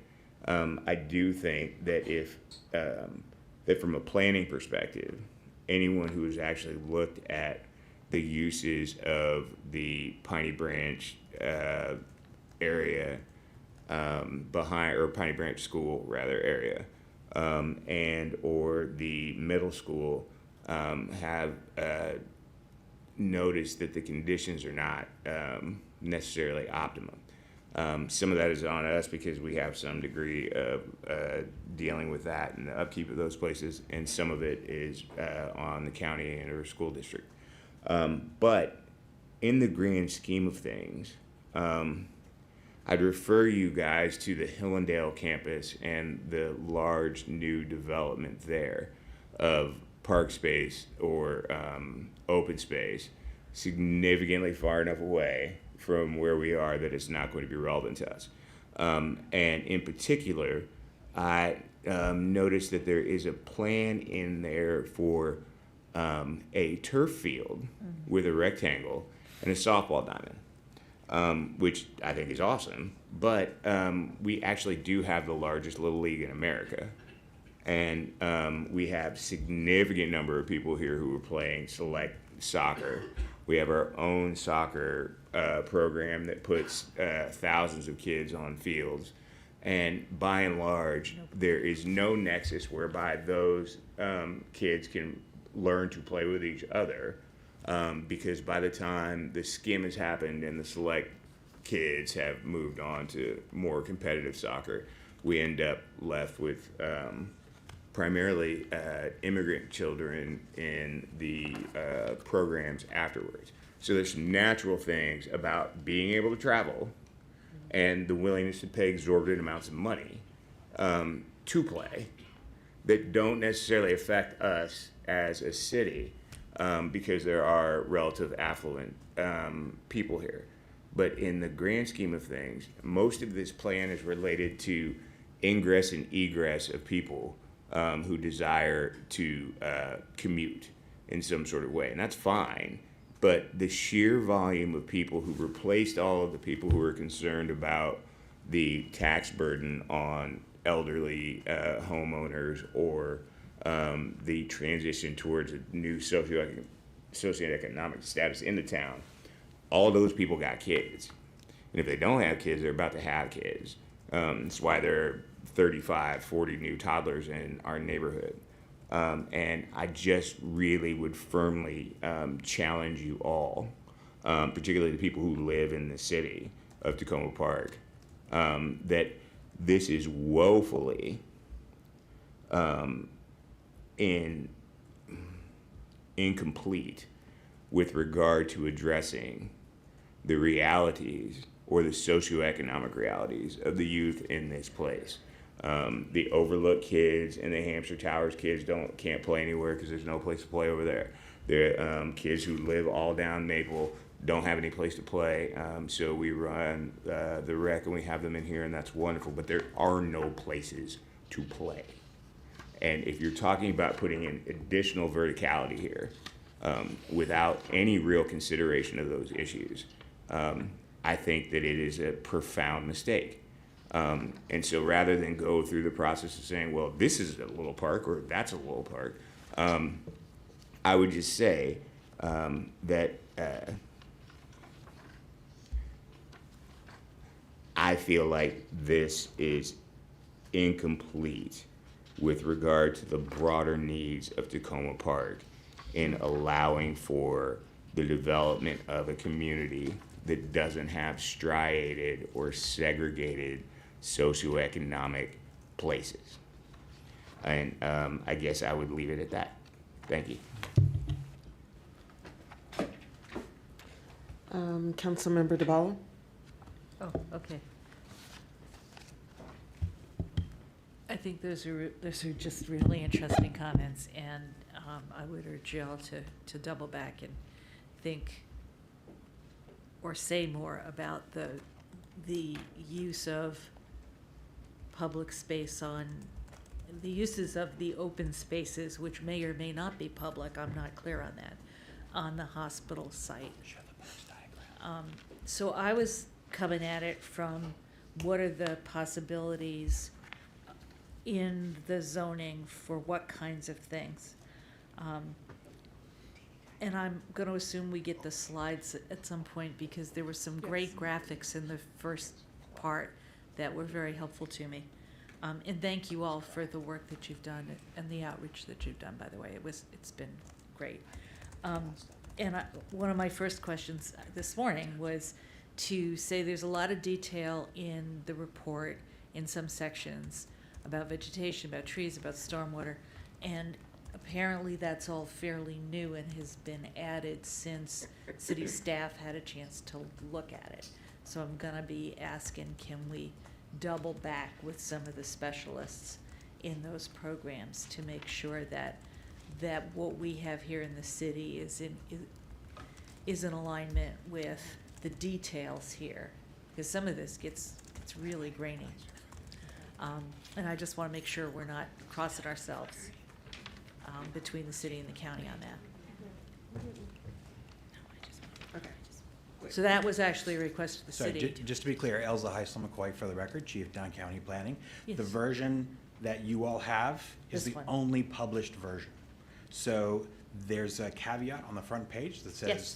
that we have the ability to make minor Graphics, editorial. graphic, editorial, Yes. and clarification changes, but there's no, so I heard you say that you understood that there was another version that had more detail than what's in front of the No, council. that isn't what I said. Okay, I'm sorry, then I misheard you. That's okay. I'm Okay. glad you checked. I was under the impression that the city staff had looked at an earlier in-house version that didn't have some of the detail in this about the trees and the vegetation and the stormwater and the parks. It was very close, and we got comments from city staff. Okay, well, so on I ways would, to rather than improve it. debate it here, I would Okay, just like to sorry. get it, Just no, making it's, sure, I understand. yeah, we could just get that worked out, just to No make sure. problem, no problem. Because it's important, since we have these programs in the city, to make sure that those folks did get to see the most recent version, if they haven't. Okay, so that actually wasn't my comments. My comments had to do with looking at the possibilities under the zoning. So, for example, several of the zones refer to what is to MPDUs, and I'm trying to get a handle on what that looks like in terms of rental or condo units. About what does that look like in Tacoma Park, which has rent stabilization. Also, whether it applies only to rental and not to condo, or whether that includes condo development. So Lisa Gavoni, for the record, I'm the housing planner with the planning department. Hi. Hi, so MPDUs are Montgomery County's landmark inclusionary zoning program. Right. Moderate price dwelling units that require 12.5% of all developments, 20 units or more, whether it's homeownership or rental, should be Okay. set aside as affordable to households earning 70% AMI or below. Okay, so it's 70% AMI, and is it, just out of curiosity, is it a fixed or a sliding household scale, depending on how many people there are? It depends on how many people Yeah, there are. Okay. All right, well, that was easy. And in the different zoning categories for CRT, there's 0.75, there's 1.25, there's 2.25. Yes. And I looked in the CRT details on the county zoning site, and I wasn't completely clear, where does that top out? Is 2.5 the biggest? I'm looking for some context For here. context. Actually, I think the max is 5 for the CR. It's 2.5. We're gonna bring Elsa up. We knew we'd get you back up here. Sorry, the question is, what's the maximum possible? She's trying to I'm- figure out the context of where the zoning that we applied, where does it fit in the range of Sure. the potential zoning? So I guess there are a couple of factors. The first is whether it's CR, CRT, or CRN. Right. So these are all mixed-use zones, and that doesn't mean that every building has to be a mixed-use building. You could have a purely residential building or a purely commercial building, but they have different levels of process. So we have CR for the campus, CRT for some of the larger properties, Yes. CRN for the smaller properties to make it easier for them to develop. There are fewer hoops they have to jump through. That's the first piece. And then in terms of the density number, the number after CR, so 1.25, 0.75, that's a reflection of, it can be a reflection of the size of the site. I think the building height at the end is more, so that's gonna be the maximum building height. So a 55 is gonna be a 4 or 5 story building. It's going to be built from wood. 70 is going to be probably a 6-story building with the potential for retail on the ground floor. Again, probably going to be built from wood. So the height is going to give you a better sense of how tall the buildings are going to be. On the campus, where the maximum is 120, that's an 11-story apartment building. The plan recommends that that be built sort of overlooking the park. Those are going to be concrete and steel buildings. Those are going to look like the apartment buildings, not cosmetically, but structurally, they're going to be like the taller buildings on Maple, like buildings in downtown Silver Spring. Does that help? Yeah, that helps a great deal, thank you. And again, just trying to get a visual on what this could look like. Many of us have seen what the current proposal, well, let me rephrase that, what the Adventist concept was in October. Yes. And that could change. So I'm just trying to see what's the scope. There's the plan. What's the scope of potential change here? So there's 2 tracks. There's the public benefits track, the so-called optional method development, and then there's the standard. So what is this? The report talks a lot about the public benefits that we might get for proposed development, and that's great. I'm totally on board with trying to do that. But what is the standard approach? What does that look like? That would be essentially not by right in the sense of Right. single-family zoning, but what does that look like? So for standard method development, that essentially means that they don't have to provide any of the optional, any of the public benefits and amenities that we may talk about in the plan. So it's not necessarily by right, but it means that they don't have to purchase, optional method development, you literally have to buy your way to the additional density above Right. standard method. And you get there by providing the public benefits and amenities that we talk about in the plan. Right. And so we only have, I think, 1 block where it's standard method. I think that's the Erie Center. So all of the CRN properties Are standard are method. standard method, and that's as close as we get to by right. Right. Yeah. And like I said, there are fewer steps, and so they're providing public benefits, small p, small b, in that they're Yeah. new shops, new apartments, and so Right. benefits to the public. Yeah. But the zoning code has capital P, capital B public benefits that are delineated, and the plan recommends priorities for what those are. Yes. And so if it's CRT, then it has to be the public benefits track? So the zoning code has a limit for CRT and CR. For CRT and CR, I don't have the number off the top of my head, but I can get it. I can get it to you Thought it was 1. tomorrow. We can check. There's a limit for standard method. Oh, And so the okay. idea is that if you only want to do a small development, then we're gonna ask less of you, but you get less height, you get less density. If you want more height, if you want more density, then you use the optional method of development. It's optional, you can get more, but you have to provide more. So the limit for the standard method is quite a bit less. Correct. Yeah, Yes. okay, Yeah, that was for- the piece for- that I For CR, didn't. for the campus, it's 10,000 square feet. Yeah, okay, so Which is then quite the small. assumption that anyone developing that large a tract of land in this area is gonna wanna go big or go home is Right, probably a good assumption. And that's the intent. Yeah, Okay. the assumption is that they would maximize the potential for the property. Okay, while you're up here, question about the climate analysis. When will it be available? So we are working on that now. So as Melissa went through the steps of the process, we're hoping to have the public hearing in July, and then work sessions with the planning board in September, beginning in September. And there can be, as many as it takes to go through all of the requirements, and then we'll come back here. I think the climate assessment will be, I think we're hoping to have it ready by then. So we're working on it. It's a complex methodology. The planning board approved a methodology, but this plan amendment first one. is the first one through the door. So we're learning what works and what doesn't work. So hoping by the fall. So by the fall, and so I'm just trying to figure out how that works with making decisions about the plan? Transmitted with the planning board draft. So yeah, it'll get transmitted. So the requirement is that it goes to the county council. Our intent is to present it to the planning board, present it to the city council. It will analyze the climate impact of the recommended zoning as compared to what you could do under the existing zoning. And so we will be able to have a discussion then. So the planning board will be discussing it during work sessions. The city council will be discussing it then during those work sessions.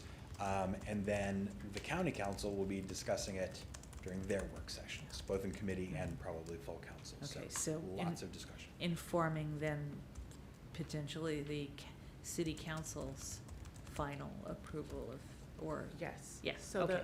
your final resolution that you would submit on this process would be informed by the conversation around the climate assessment. Yeah. Or could be. Yeah, so understanding that this is the first time out, it's really hard to do.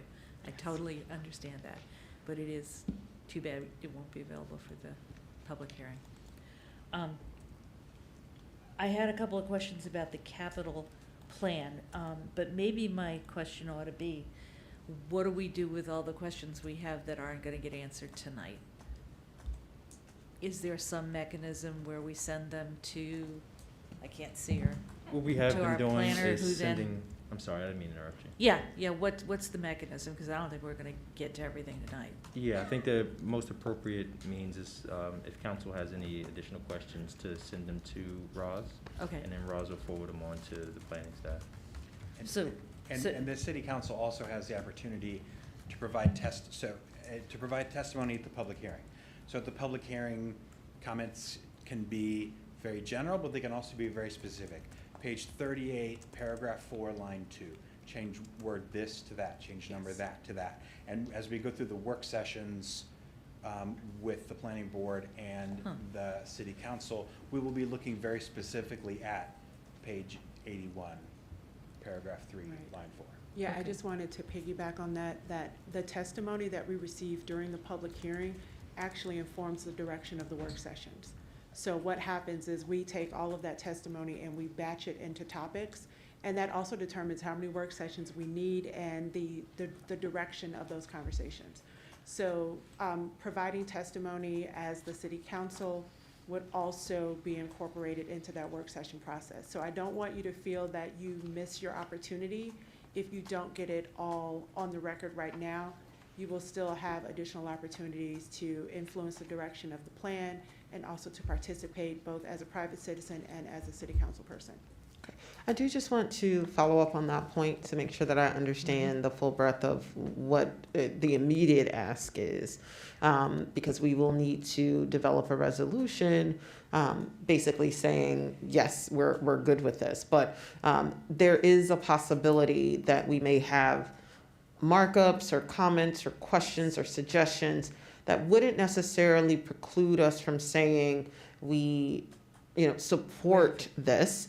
But have the following outstanding questions or edits that the city of Tacoma Park would like to submit along with this resolution.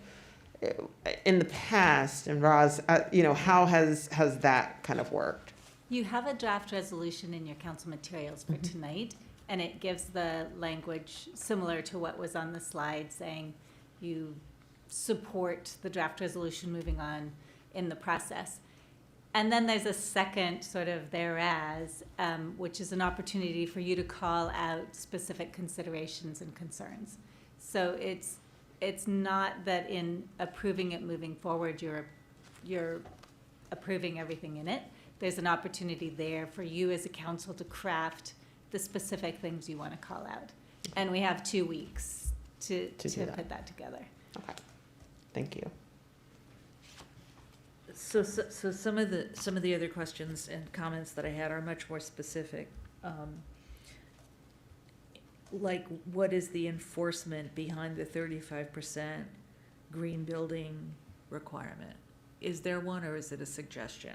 Same thing with the 45% on trees and the creek setback and those kinds of things. Are they built into the zoning, or are they suggestions? So in this case, the enforcement mechanism would be the planning board's conditions of approval.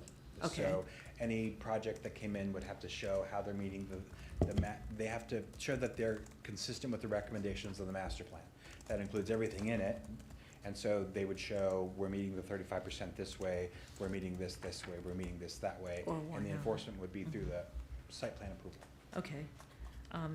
And then just one last thing on the capital improvements. So that's a pretty long list, and there are no dollars. Double sidewalks on narrow streets gives me some pause. I'm not clear what the Carroll Flower project is if it's not the one that SHA is thinking is. about. It Okay, is. so, It's- so it's- that's the second, not, there's not a third now. Okay, so that wasn't completely clear when I saw redesign and relocate and take private space to move the road. I thought we were talking about something different. Okay. So I would like at some point to have a conversation about who pays for all of this. Because I'm not sure I'm ready to. Just as part of the process, when we, so that CIP table is at the back of every master Right. sector plan. So every public investment project that's recommended goes in the table. And then when we send, after the planning board approves and the city council approves, it is the planning board draft at that stage. It goes to the county executive and the county council. County executive will do a fiscal analysis, and they will go through and put dollars to all of the Yes. projects. And so how does that work if it's a city I think they would be coordinating assigned?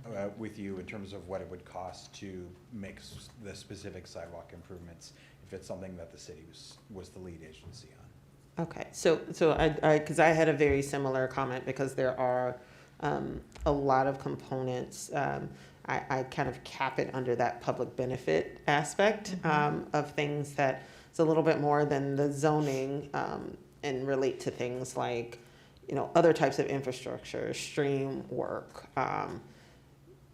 food forests, just lots of stuff, right? That in and of itself may not fall clearly would not fall squarely on the city's back to implement without additional resources. So when you say that the county exec would go through and basically put together cost estimates for the overall, to assess the overall impact of implementing a plan like this, dollar amounts per item that's noted, is there some assumption in terms of whether or not the city will or can be the lead? Like, how does that lead determination happen? And I'm asking because I think if it is something that the city needs to clearly communicate, those areas that clearly fall within the city's bailiwick or the city's coffers to do, that's one thing. But there are just a number of places where it's not exactly clear. And without the county's resources, I'm not sure to what extent either the county's resources or, possible development partners paying for density and bringing money to the table to do certain things. I'm not exactly sure how some of these things would ultimately be brought to fruition. I think the city is the lead for a lot of them because most of the CIP projects, the capital projects, are on city streets. So by virtue of them being city streets, the city is the lead. And so if there's a coordinating agency, and these are not requirements, this is just that there is a fiscal impact analysis done for every plan. And so everything we list. So if the city decides that it's not going to be worth it to invest city money in something that's on the table, the city council could say, we want to take that recommendation out of the plan. Then it comes off the CIP list, and then we don't talk about it. So it's just an accounting. We're saying all these great things can happen on the public dollar, and then the table in the back says, okay, well, whose public dollar? And so that's part of that discussion. Okay, thank you. Councilmember DeBala, did you have any other questions? Oh, dozens, but let's somebody else. All right, Councilmember Honzak. Thank you. I did appreciate the chance to ask some of these questions of our city staff. So I want the public also to sort of hear a few of the things that I've been mulling over. And again, thank you to the whole planning board for all the work that you've been putting in for these 2 years. So I think what I'm going to do is just give about 4 or 5 key points, things that stand out to me that I'm planning to and hoping to discuss with fellow council members, have already started discussing about some, I'll call them concerns that I have, or things I'd like to see emphasized more. And I am, the way I understand it that I can do that as a council member is potentially through this resolution at this point, and feel free to speak to any of them. Some of them I've already brought up to your attention previously. So one is I specifically see that, to me, the school issue remains extremely unresolved in this plan. I understand that that is not your primary mandate, and yet I do see this as a city and county issue, but it's a city issue in that because the Piney Branch School in particular has not been solved for yet by the school district itself. And when I say solved for, it has the lowest square footage per capita in the county, as I understand at the moment. And I anticipate, based on my understanding of demographics, which is part of what I do for a living, that if you're looking at projections of how things are going to change, even if our population here in Tacoma is not necessarily growing rapidly, we are likely to see that not change substantially, that small per capita square footage. And I just am not seeing this plan solving for that problem, and that concerns me. So that's one issue. A second issue is there is mention in here of co-location of community services and shared use, and I appreciate that that's in here. I don't think it's adequately emphasized, or if it is, I'd appreciate a more elaborate understanding of that.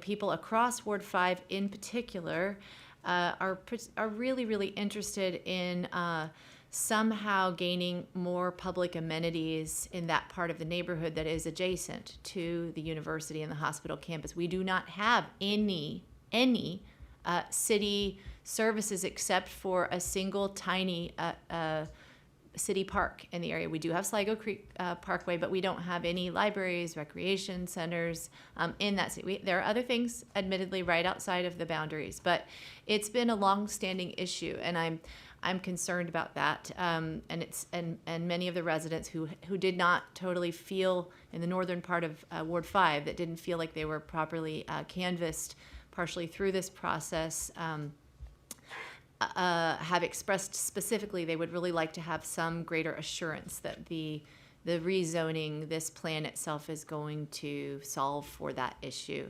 more shared use on the campus somehow.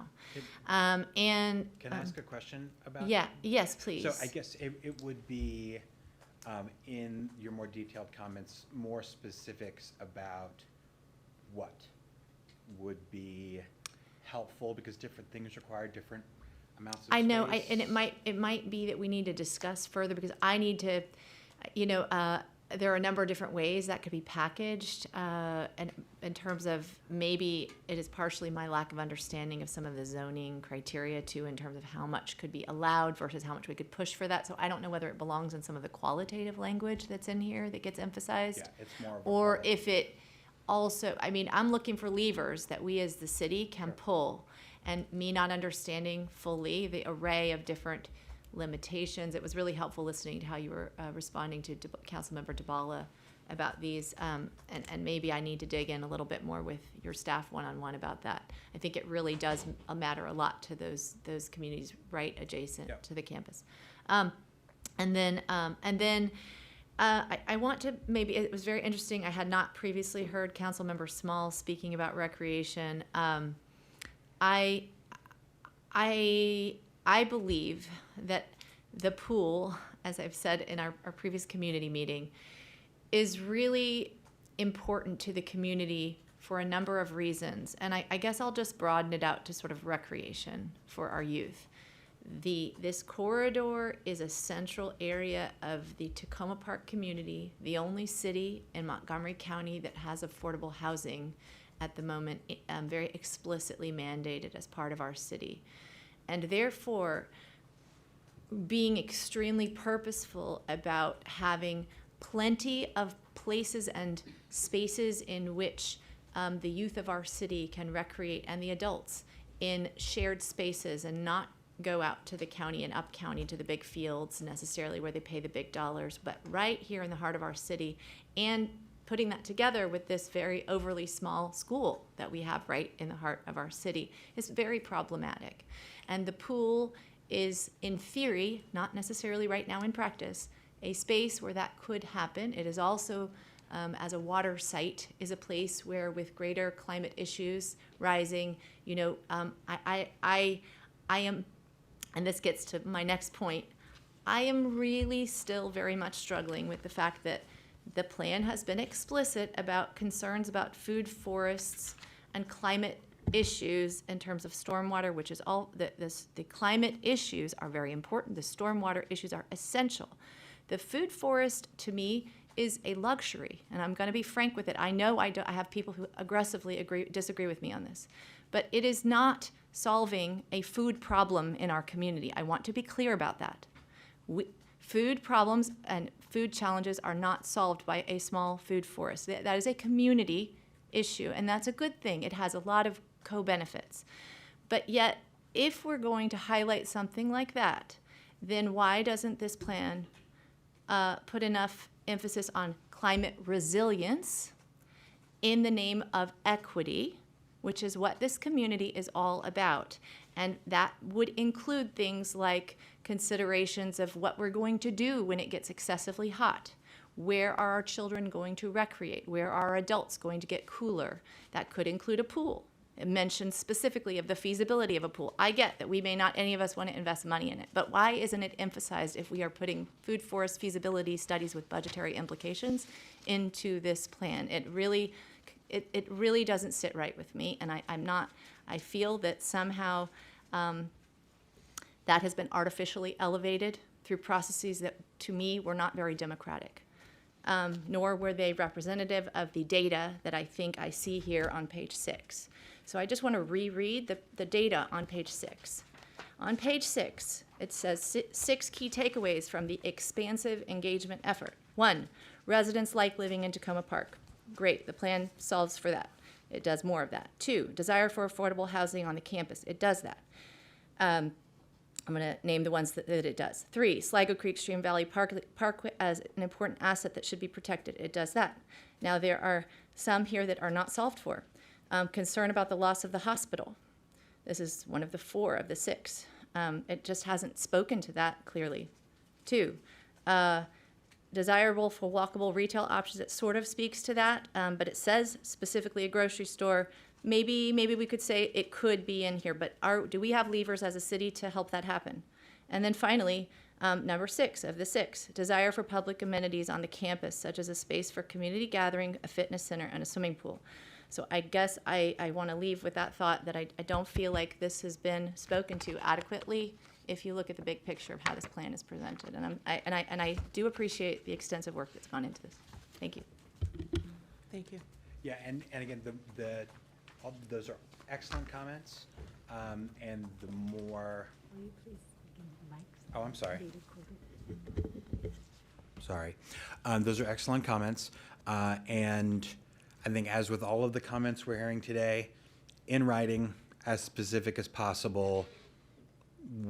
Because at the end of the day, this is a plan. This is a Word document. We're adding words, so we need to add the right words.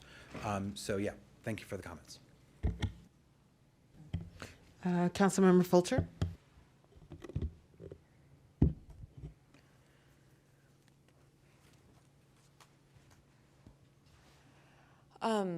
So this says the desire for affordable housing on the Washington Adventist campus.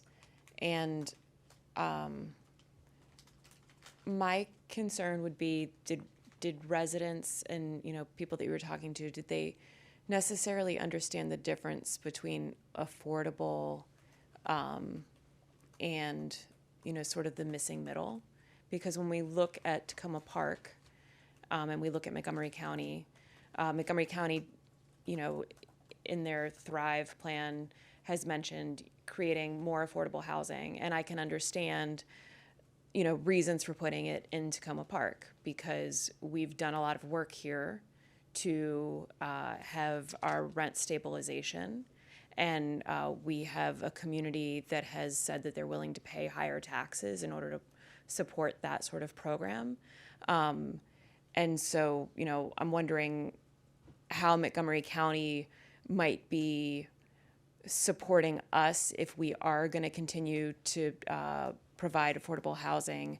How is Montgomery County going to help make that happen? And I realize that that's not in your zoning purview, but it's just something that I think about when I think about more affordable housing in Tacoma Park. But also, we have a big missing middle problem, and I'm just wondering if there's something in the plan that could be addressing that specifically, because you know, we do have rental housing and we do have our single family housing, but you know, we don't have townhouses, we don't have duplexes as much, and so how are we going to support the missing middle with the zoning? Sure, so that's a great question. I would point to a couple of things. One, there were some rezonings to R40, which is a duplex zone. Countywide, we're going to start again having the conversation about missing middle, or how we're calling our initiative the Attainable Housing Strategies Initiative. And the plan contains, you know, general goals and recommendations that would support that future countywide zoning change. But in terms of, you know, beyond the R40 zoning, there's not a lot of zoning tools that we have for the missing middle right now. So I saw that there's R40 near Hefner, right? Where, and that was just a couple of houses. Is there anywhere else in the plan where you're calling for R40? Oh, wait, there we go. So I think the short version is no, because we're looking at mixed-use zoning, which would also accommodate missing middle housing types. So R40 is unique as a single-family zone, and that it accommodates duplexes. So I think where there were opportunities to do that, we did. But in the other properties, we are looking at a mixed-use zone that would accommodate a small apartment building. It would accommodate townhouses. It could even accommodate duplexes. So I think those missing middle types could be done in perhaps as infill development on some of the Maple Avenue properties. It's possible that on some of the Adventist campus properties over time, that it might, you know, that there could be opportunities to do missing middle. As Lisa said, at the moment, we don't have a lot of tools other than sort of saying the zoning allows it and getting out of the way. But I think as that evolves, we may. Just to really put it in perspective, and our staff is very knowledgeable. They weren't knowledgeable about MPDUs because we don't have them in Tacoma Park at all. Right, and I want to talk about your earlier point too about incentives.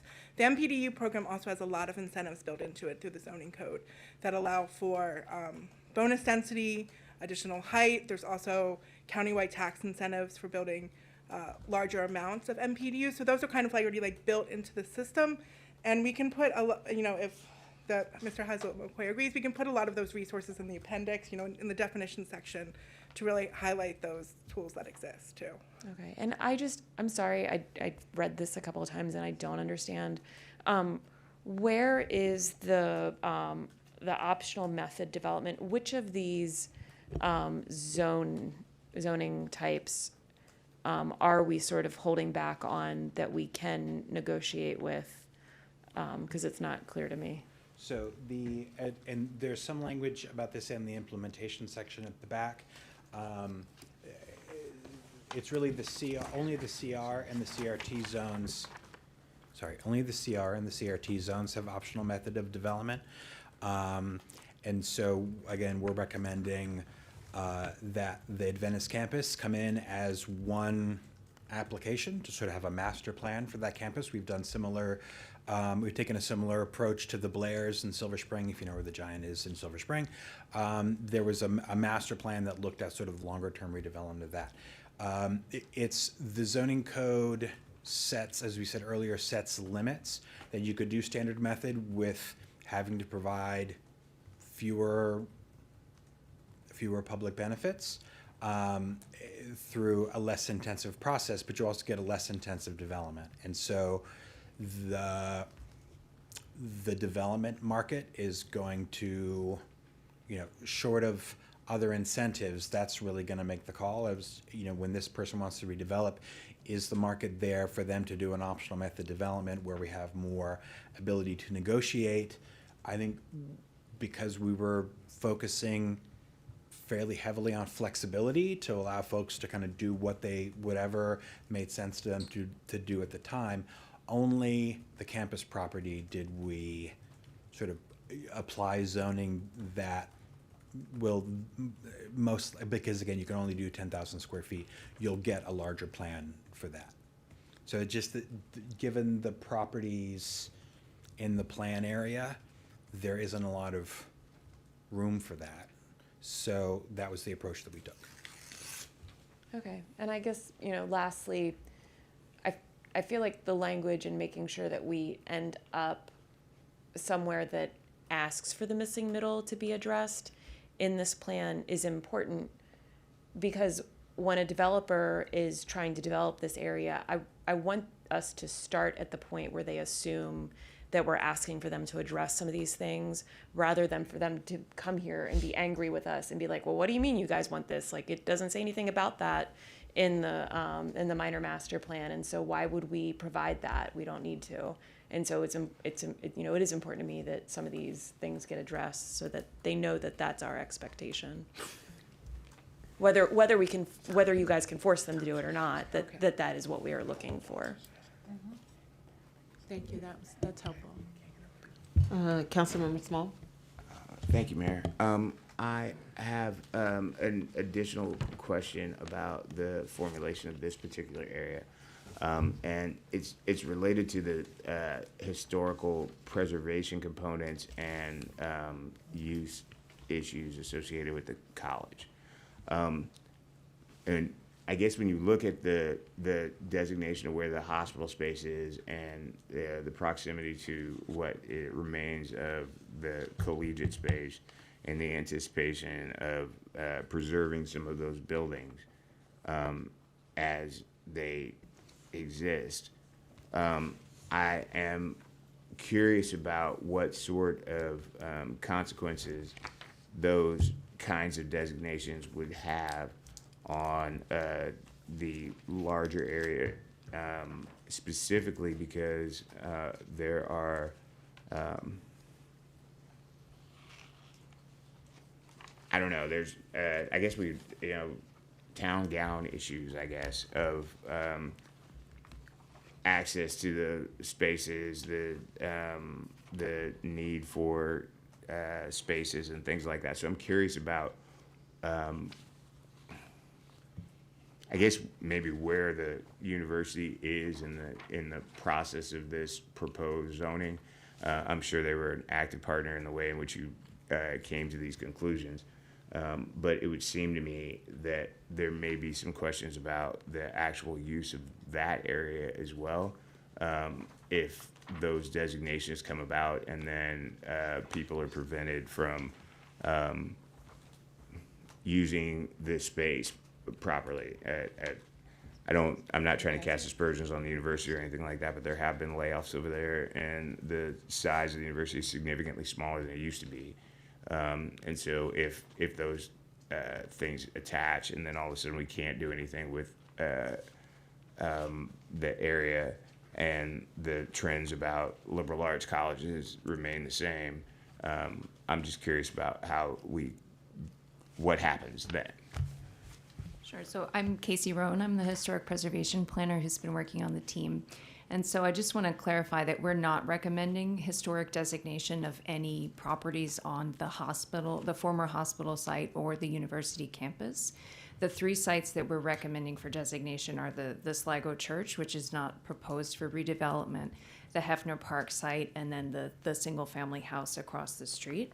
So we do make a recommendation to study a potential National Register district on the campus, but National Register designation is strictly an honorific unless there are federal dollars being spent. So there are no restrictions placed on private property owners with what they can do with their property through National Register listing. It does open up opportunities for tax credits through the national and state historic preservation tax credits. So it can be an asset to redevelopment because it allows property owners to reuse their existing buildings and earn tax credits, which can be paired with other tax credits to help afford this development. So it's an option that they could use, but we're not placing any restrictions on the site through historic designation.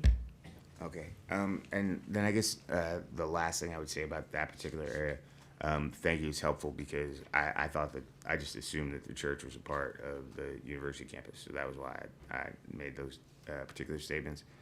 But I am a little curious about, and if you could talk a little bit more about the nexus between the property owner, being the university or the hospital, and how we came to this particular formulation or layout, only because it would seem to me like you would have had to have spoken to them first or to some substantive degree. And it does seem to, sort of accept them out of some stuff based on what you were saying. And so I'm curious about, like, has there been a larger conversation about if or when the landowner has anticipated development? Are there conversations being had, and what do those mean for this process? And I only say that because I'm always concerned about people who are gaming the system because of the public nature of requiring have these conversations and then go back to the drawing board, like all those things, the charrettes, old school. I dig all that stuff, but it does need to at least feel as if there is some give and take in the process. And I'm concerned that this seems a little bit of a fait accompli from the perspective of a new council person. And so I just, like, if you could talk a little bit about where we are with the university and anticipated or pre-existing conversations, that'd be great. Sure. So we've been speaking with the university for probably 4 years at this point, since we started having the conversations about doing a minor master plan amendment here. And more recently, in the last, at least year, we've been having conversations with the Adventist Healthcare folks and the university folks. And the university has goals. They have plans. Adventist Healthcare has goals and plans. We've discussed our recommendations with them. Again, the idea is to provide them the greatest flexibility possible. I think, in the presentation that Adventist Healthcare made, looking at, I think they were a little uncertain about what uses could be there. They could do housing, they could do senior housing, they could do medical office. I mean, there's any number of things they could do there. And so I think the zoning recommendations that we've provided allow enough density on a site that big for there to be a lot of potential. And I think at this point, I think the discussions are looking at potential, starting to sort of pad things out, but there's nothing specific. But they've seen our recommendations for zoning and their game. All right, thanks, man. I appreciate it. Councilmember Gibson? Yeah, I just want to follow up on, to be clear, on the mayor's question about the financing for the CIP capital improvements. Am I to understand that we are being asked to put together a resolution without knowing what the costs are? Yes, we won't know the cost. That's actually, even the planning board won't know the cost of anything until it gets to the county executive. And And also, so- it's just, there's no obligation anywhere. So Right. this is a 20-year plan. We identify great things that could be in the plan area. And then there's just an accounting of, in 2023, it was estimated that this great thing would cost this much. Yes. That's not to say it would ever be implemented. Right. It's just when the council, staff, and the county executive make their report, they have a fiscal impact analysis, and it includes those numbers. And I get it. I just, without knowing the cost of thing, you can't, it's difficult to give any kind of priority to one or the other. It's like the whole plan, everything, and then afterwards you find out the costs, and maybe we can afford it, if whatever portion the city could take on. But I'm just thinking, without cost, it's difficult to make decisions. Well, and this is really just a wish list. Okay. It's not, there doesn't have to be any Yeah, right. prioritization. The city can do whatever it wants, right? So you can do something on this list, you can do something not on this list. Right. And, they're gonna make an estimate based on their experience. I'm not a cost estimator, so they ask me questions and I answer them, and they come back with numbers. But there's no obligation. It's just identifying Right. with the potential burden. And then, I'm not very familiar with the zoning, but am I understanding that in general, particularly around the mixed-use zoning, basically we're saying what the market will bear? That's right? And so, I mean, what if a property owner or developer wants to do, then that property owner will try to, within the terms of that particular zone, they will make the most money that they can. They will, to go back to the missing middle, they may not want to serve the missing middle. They may want to serve the affluent upper middle. Am I correct in understanding, again, what the market will bear is the primary driver here? I mean, I think that's certainly one possibility. I think all along Maple Avenue, many of the properties are owned by affordable housing providers. MHP owns several properties, and their goal is to provide affordable housing for the people of Montgomery County.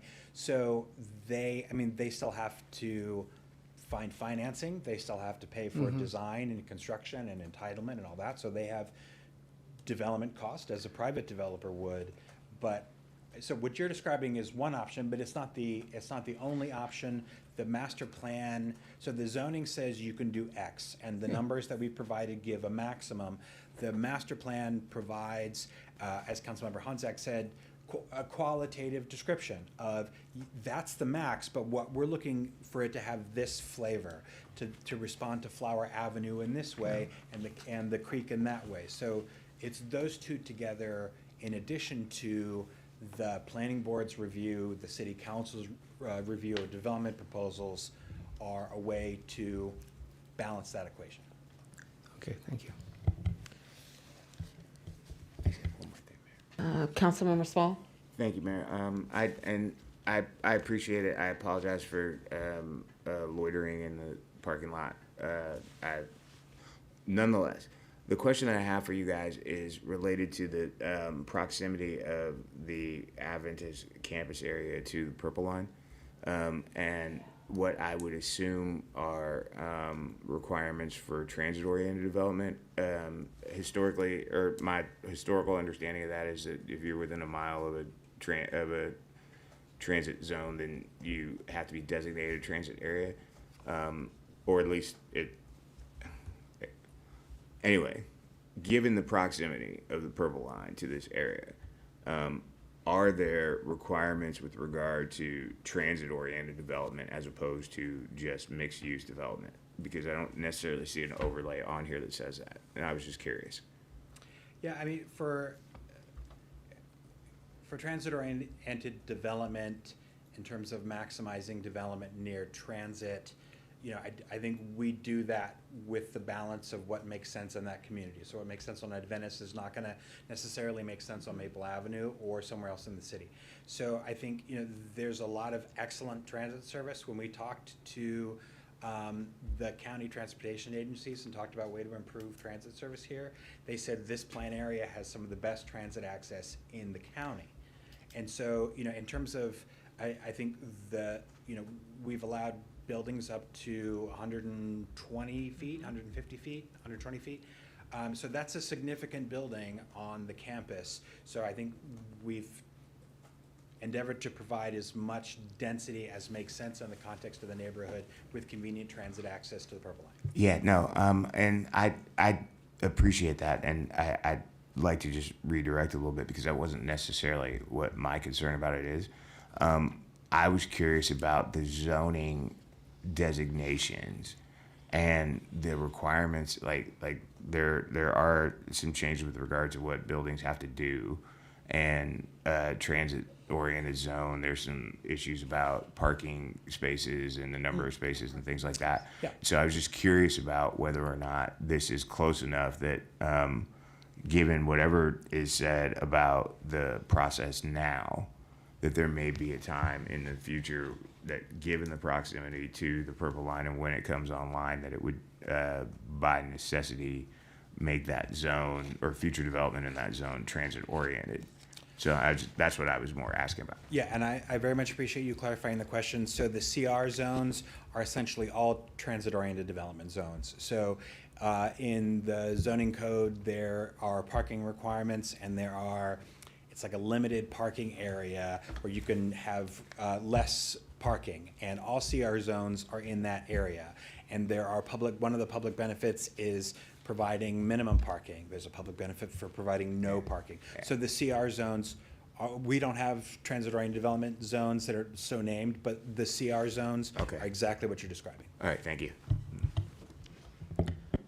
Councilmember Hanzak? Yes, I'm just wondering if you could return to the slide. I think it's the one that had the proposed development map. I think it was maybe 12.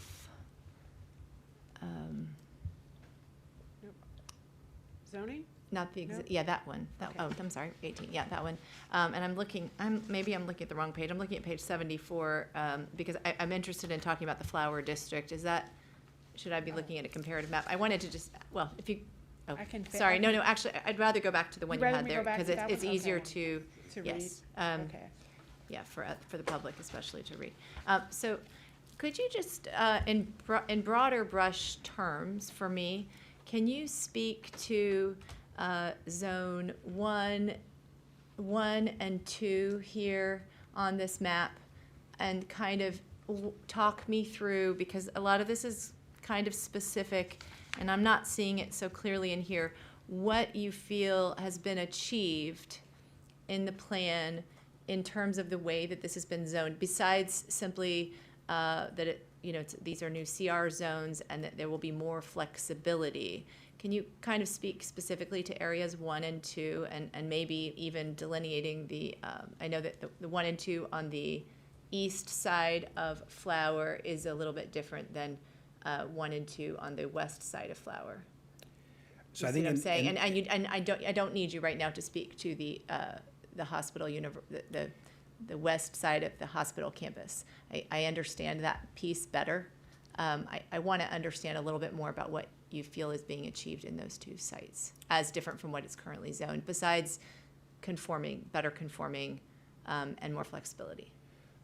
Sure. So I Thank you. think, so on the east side of Flower, I think the existing zoning is R60. R40, Right. So it's R40. That's So on those properties on the east side of Flower, R40 is a single-family house zone. You can get a duplex, but that's it. So by going to the CRT, or I guess, yeah, those are the CRT, you can get higher density, you can get a greater diversity of uses. So you can have apartment buildings, you could have small commercial buildings, you could have performance spaces, you could have retail restaurant. You have a lot more flexibility. The height for those properties is lower as you get close to Garland. So there's a lot of tree cover there between the back of the houses on Garland, so that helps mitigate to some extent, and there are requirements in the zoning code that have step back requirements. But the idea of the 1 and 2, as you move from Garland Avenue to Flower, is that the intensity of development is increasing, and you're going from a limit of single-family housing to multifamily housing and commercial uses. So that's what you're achieving, moving from sort of the Garland Avenue properties west to Flower Avenue. In the Erie Center properties, you have commercial uses there. Now you have houses that are limited to single family. You have a sort of an unusual mix of zoning there. You have multifamily zoning next to single family zoning, next to mixed use zoning. And the approach that we took was to, again, sort of normalize that as mixed use zoning so that you could have a small apartment building, you could have some of the missing middle housing that we're talking about at building heights and intensities that are compatible with the surrounding properties. So as I explain this to residents, there's a lot of residents living, as you know, right here on the west side, as there are right around the back of the 1-2 area on the east side. Yeah. I want to help them visualize. It's really important. Can you maybe speak then to what would be the most dense, most developed situation as compared to what is there now, or what is allowable there now? Like, are we talking about a big difference in height or a small difference? Sure. That is feasible as per what they visually see now? I know that there's some gradient here that is required, but So if you're you can help on, me so paint a picture. sorry, certainly. So I feel like Flower Avenue changes names when it crosses Carroll, but I don't remember what the street name is. So if you're coming from that street, if you're looking down Flower. If you could use east, west, north, south, that'll help me. If you're looking So south, if you're sitting south, at the intersection southeast. of Carroll and Flower, Uh-huh. and you're looking sort of north on Flower. Oh, okay. On the left side, you would have a building potentially up to 6 stories at the street face. There could be ground floor retail.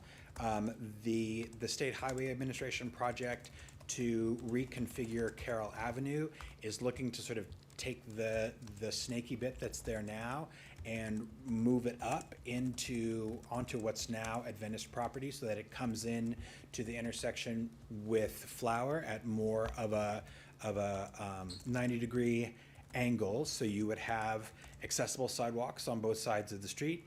You could have a mixed-use building on the corner. Again, could be a coffee shop, could just be an apartment building. Honestly, it could actually be a university building. So the entire way down the left side would be at the sidewalk, 6 stories. On the right-hand side, you have the church, which is being recommended for designation, and then you have the university buildings. So I think, the university would have the flexibility to replace those. They haven't given a strong indication to us that they intend to do so. So I think moving north on Flower, you would have this sort of 6-story, wood construction buildings on your left, with the church and the university buildings on your right. There's the ball field up as Maplewood comes in.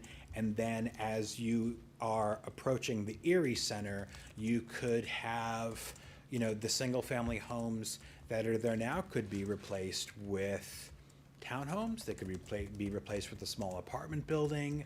And then moving, so on the right outside the plan area. How big? I'm sorry. How big as compared to what is there now?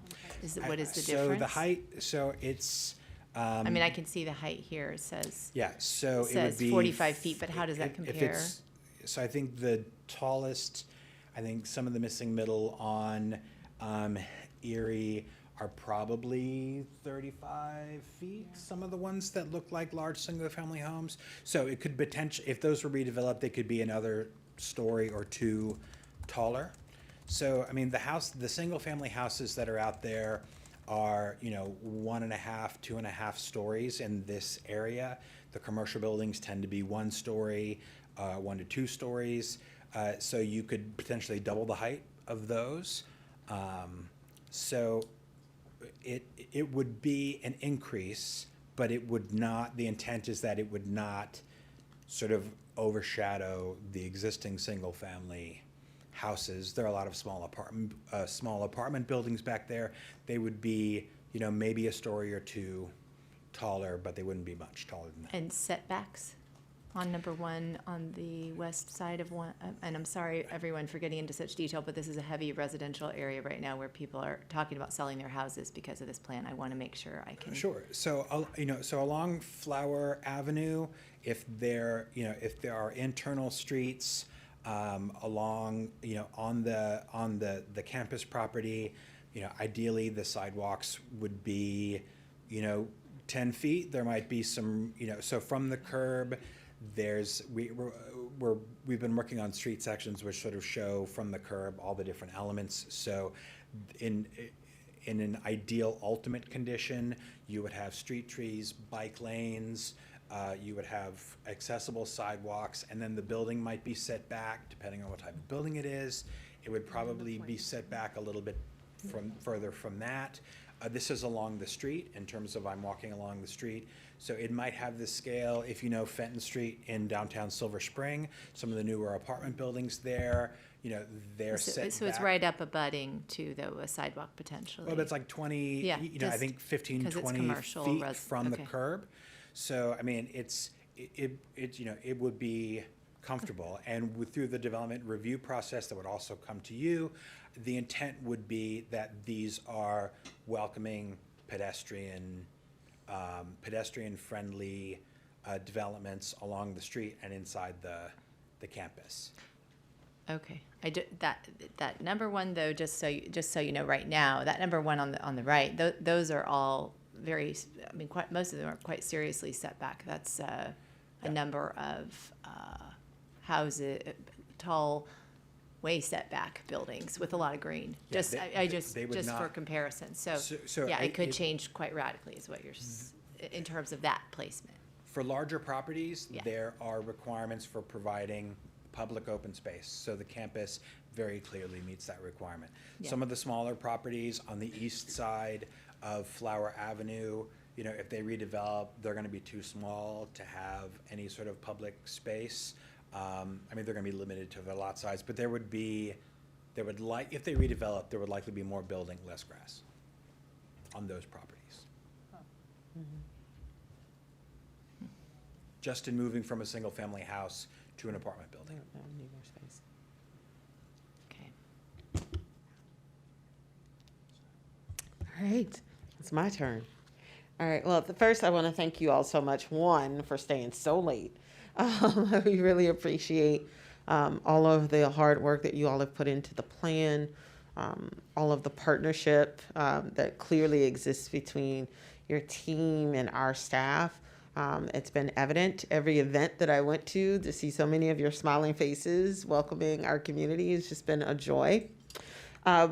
So there's a couple of questions I have because where I'm conceptualizing what our needs are for this point is, the foundation for the most part is laid. I think where there's a lot of back and forth is around what are the core examples that we want to highlight as options that are in this document, right? So like, for example, for me, I know that the community mentioned things like the hospital or the urgent care, but we've already gone through a lot of that. And for one reason or we've just had an urgent care that was at that site.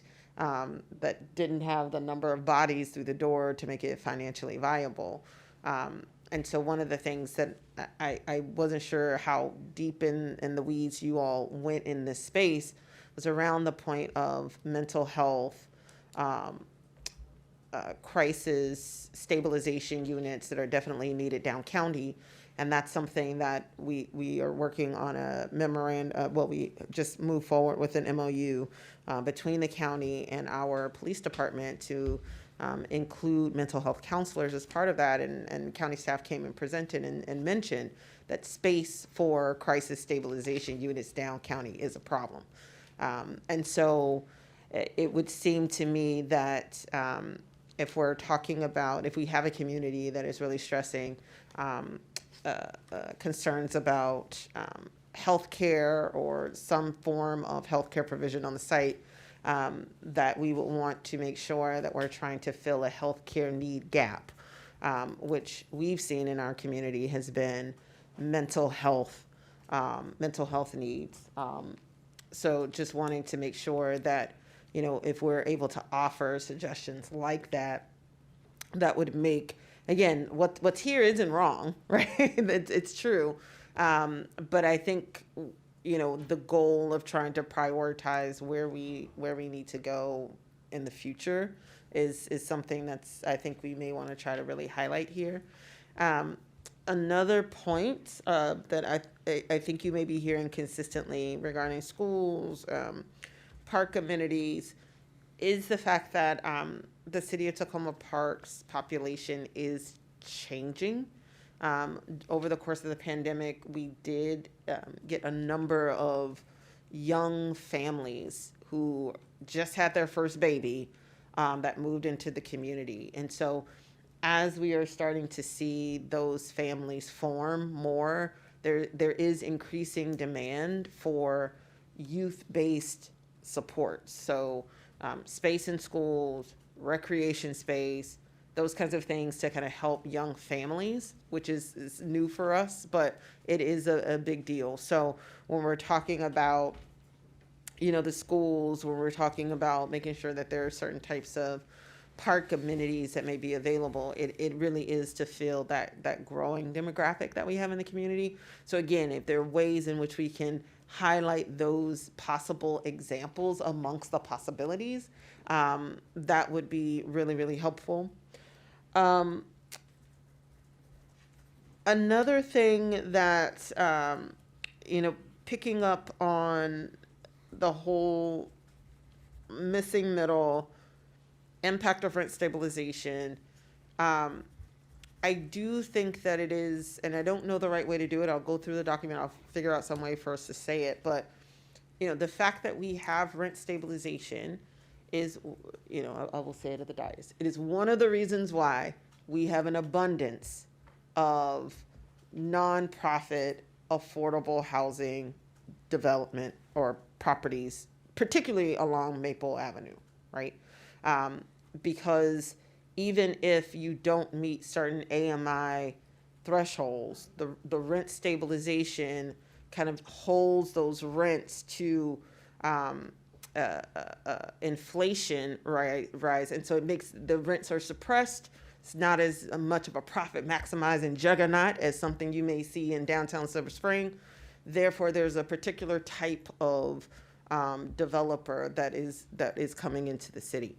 So I do think that, you know, for us, that's why you have that MPDU thing that's not really a thing here because it's not a thing. But that missing middle piece for us is a need. It's a gap. Terry's telling me, the computer telling me to be quiet. But I do think that, you know, just from a policy perspective, is not something we're asking you all to solve. That's our own issues to deal with. But it is something that makes Tacoma Park unique. And so when we are talking about approaches to kind of addressing some of those issues, we may need to kind of use certain language to make sure that that point is clear to the planning board. Because it could very well be the case that trying to take certain approaches to density that might be typical in some places that don't have rent stabilization may not be applicable for us. But other than that, I mean, I don't want you all to have sleeping bags, and I appreciate you staying as long as you have been. But I overall will say I support the plan. I support this plan. And I think you all did a thorough job on it. I align myself with Councilmember Dabala. There is some information that I really wish would have been in there right now, but it's not quite ready, but that's okay. But I do think that to the point that was raised earlier, like, this is a wish list, which is true. But I do think that it might be helpful in some places to provide a little additional context to help people to better understand our environment, so that the wish list is not rainbows and unicorns, but something that is actually a little bit more feasible to be implemented here. Yes. So, but other than that, okay, so in terms of next steps, because I'm gonna let y'all free because you've been here long enough. But we will continue the conversation amongst council in terms of trying to get our ducks in a row around next steps in terms of the resolution and in terms of any additional clauses that we may want to include. And I guess this is a question for Ms. Grisby. Would it be, if folks have specific edits for the document itself, is that something we form a shared document to put together to send to you all? Like, how would you prefer for us to make sure that we're addressing that piece?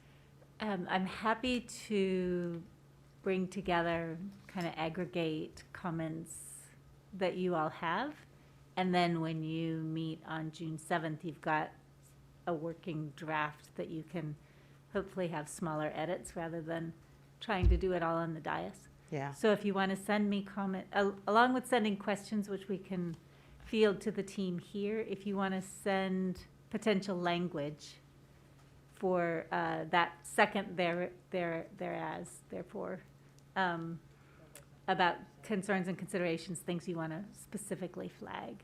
And staff may have some as well that will circulate by you all to see if that makes sense. Yeah. Well, I do want to make sure we're all comparing the same kind of notes. Would it be beneficial if we had actual edits to the plan to provide you all with those, as well as, because there may be an edit that doesn't rise to the point of inclusion in like a clause in the resolution? So we tomorrow will be publishing the working draft document. We're required to publish it 2 weeks before we present it to the planning board.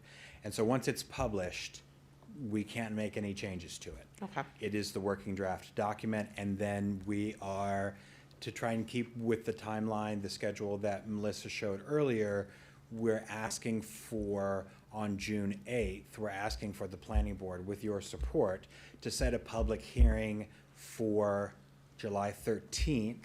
So then, if the board doesn't have any changes, then the working draft would get a new cover that would say public hearing draft.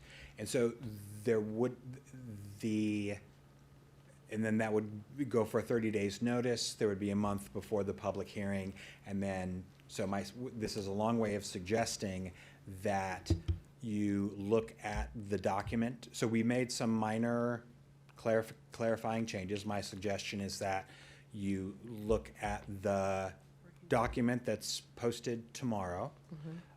And as part of testimony for the public hearing, if you can do it by June 7th, good on you, but you have more time than that. You would have until July 13th you could submit with that testimony. There could be a resolution, there could be a statement, and there could be a laundry list of all the changes you want to see.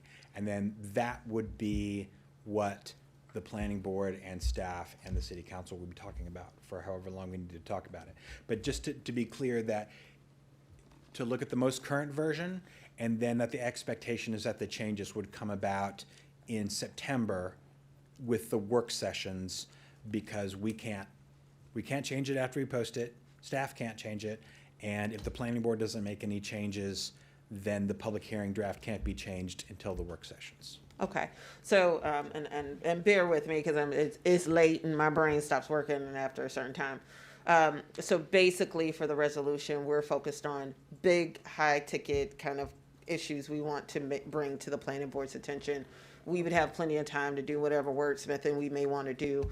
That is something that could be submitted along with the public comments, in addition to any testimony we decide to give as the city.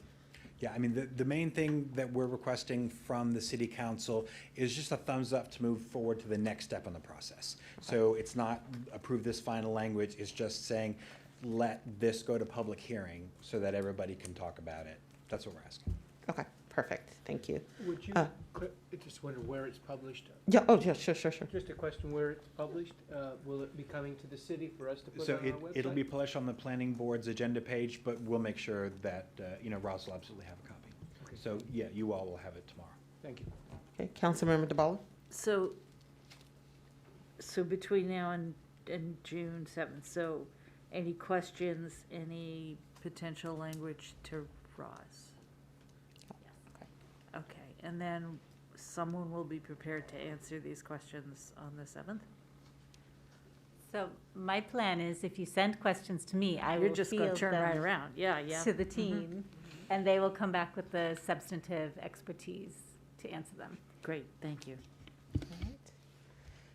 Well, at least we are getting you out before 10:30. So thank you all again for all of your. Mayor? Pardon, sorry, go ahead. I'm sorry, I have a question. About the July 13th public hearing, that is right in the middle of the summer. So I'm just wondering, is there another moment of public hearing that happens before, like, the fall, where it might not fall right in the middle of the summer, so that there would be more potential participation by the public? I think we were trying to get it early in the summer. Yeah. Doing it as early in July, as soon after the July 4th holiday as we could, rather than doing it later in July. Right. If it's not July 13th, right, that's a good point. So if the hearing itself is in July 13th, it's probably September. But as Melissa just reminded me, the board can have the records stay open. So it usually closes 2 weeks after the public hearing. It could close at the end of July. It could close mid-August. So I think in terms of city comments, if you wanted to make a recommendation about how long the records stayed open so that folks could provide testimony, that's another option. But the public, for example, could continue to provide testimony through September, even to the final draft? That part's Okay, not quite so- clear. I guess I so- had previously thought we had more time than that through So the fall. in the Yeah. big picture, you do. So each step has its Yeah. own. So if we left the record open, the public would have until the record closed to submit written testimony that would be covered in the work sessions in September.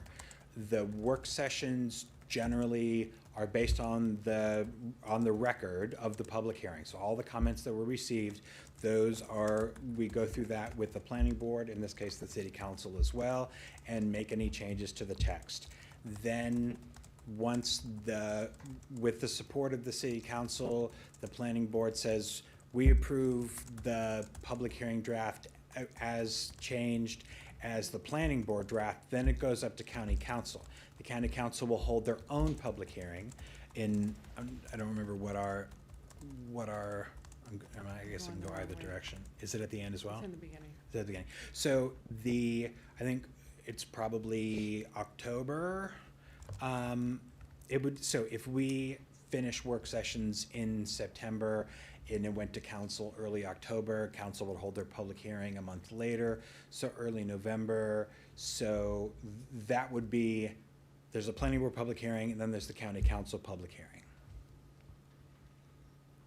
So the second time for the public to keep or maybe there isn't a second time. It was my understanding, and I'm sorry, I followed that, but I didn't hear where the public can feed in. If you keep it open after July 13th for a couple of weeks, So let's say, it's normally, then right, it then could be a in the month. fall, I'm trying to think when people might be coming back from, we're on recess, a lot of people are gone in August. So like September time, is there a window in September, for example, when the public can formally weigh in again? No. No. Not not on this schedule. So they could, they would be able to, so on the diagram where it says public testimony at county council, that's probably late fall, that's probably November. They would have an opportunity to provide testimony to the county council. But once the public hearing is closed, then generally the work sessions are between the board and staff, city council and staff. And people who were on the official record. But can they provide more? They can't provide new, but if they provided a comment, they can come in for that work session. Okay. So if folks have signed, if folks have provided testimony, Yes. they can. They're a part of the official record. They're part of the record, and so they could participate in that work session. But it would be if folks who had already. Which is approximately when, that work session? So that the you're work speaking sessions of? will begin in September. The work and session we'll in have as September. many as are necessary to get through all of the issues and comments. And then that's also when we'll be back here because we'll be asking for your support to designate the public hearing draft as the planning board draft to go to council.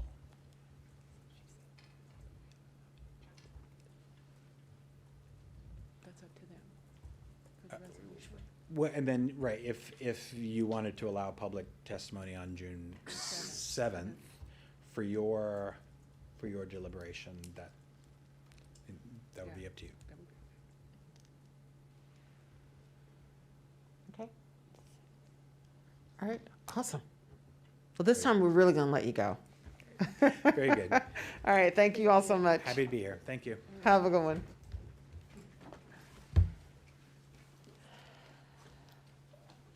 Okay. Oh, no. Session. All right. On what? Yeah, it's supposed to be a preliminary discussion Oh. about what we may want to actually include in this resolution. So, because I know everybody, this has been long. So, here's what I'm going to need everyone to do. I've been taking some notes during the discussion tonight. And it sounds like there's a couple of places where it might be helpful. And just as a reminder for folks, we received a draft resolution as part of our packet. Yep. Okay.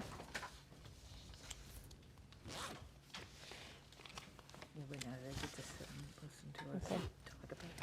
And so, again, really what they're looking for is simply an approval to move forward to the planning board. But this may be an opportunity that if there are any major points that we want to make sure is clearly communicated as part of that resolution, we would include those, okay? Are you asking about those now? Or? No, you don't have to do it now, because when we come back, though, we will need to vote on a resolution. So, what I'm asking for folks to do is to take a look at the draft resolution. If you have comments or edits that you would like to propose, to please make sure that you cycle that through. Yes, Roz. Yes, thank you, Roz. Copy me on it. So if you have any major items that you want to make sure that we edit in the resolution, please send them to Roz. Roz, when would you need to make sure that we get that so that we have something while we're on our bye week and enough time to review so that we're ready to vote? Ideally, the materials for the June 7th council meeting would be posted a week before, at least by the Friday before. Mhm. And so I'd like to have the draft ordinance in the packet so council and the public can see it. If you want to send me things, I'm happy to work back and forth on clarifying language in the week and a half between now and then. Okay. Yep. So it sounds like if folks can get any edits that they have regarding the resolution to Roz by, can we do by next Tuesday? And then that way we'd have a little, Tuesday.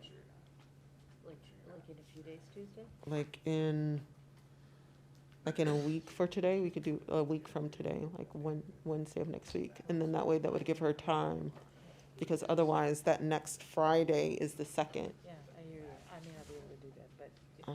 that's Because otherwise we're not gonna have it before the 7th.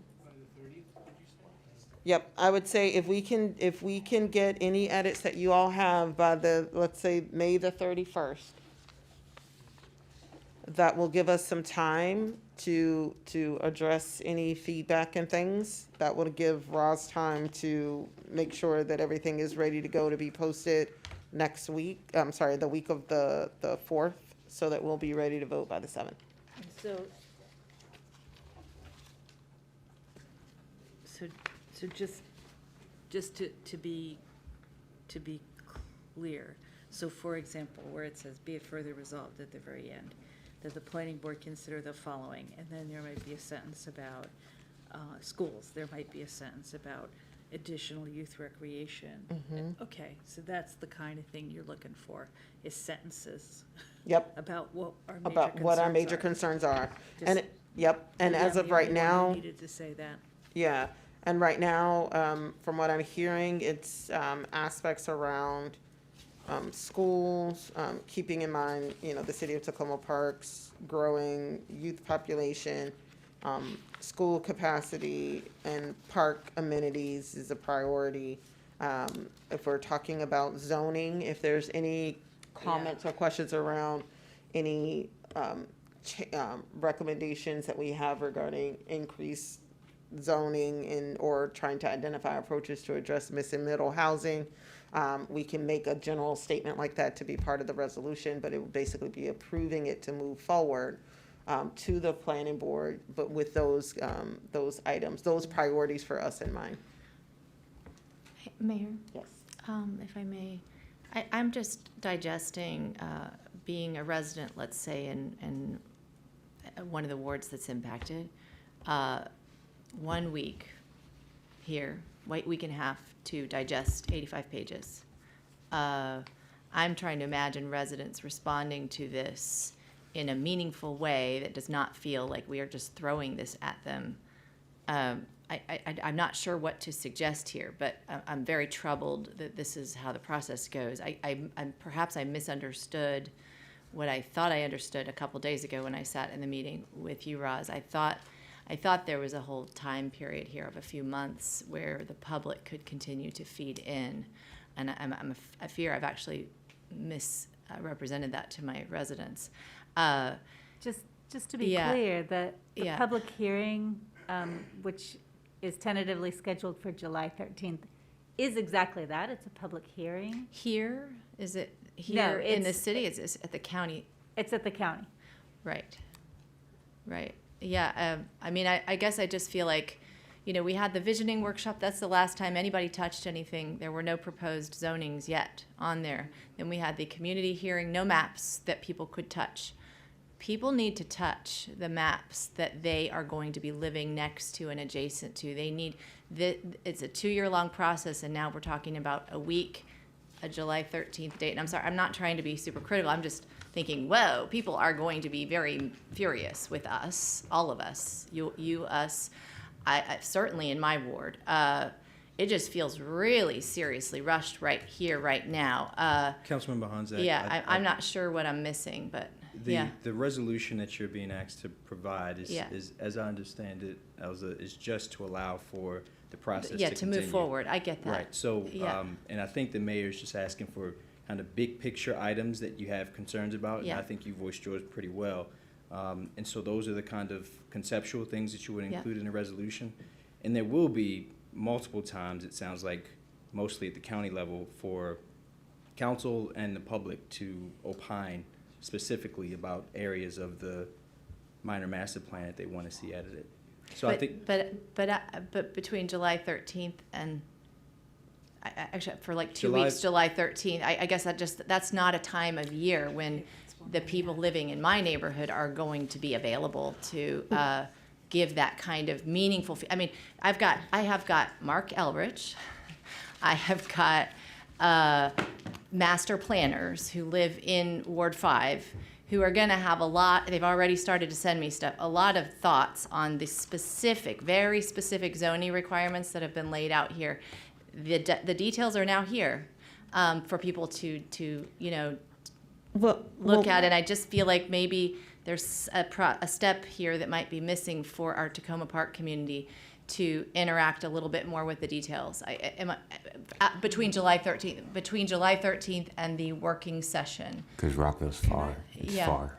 I mean, Yeah. I think one of the things, so first, one, I just want to confirm from the county staff that, is the county still providing like virtual engagement? So it's virtual engagement, so you don't have to go to Rockville. Can they send in their comments in writing?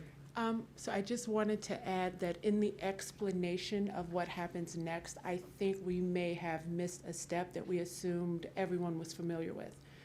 Because we're asking for a public hearing on July 13th, that means that the public record would actually open on June 13th. So you would be able to start submitting comments in writing and via email as early as June 13th.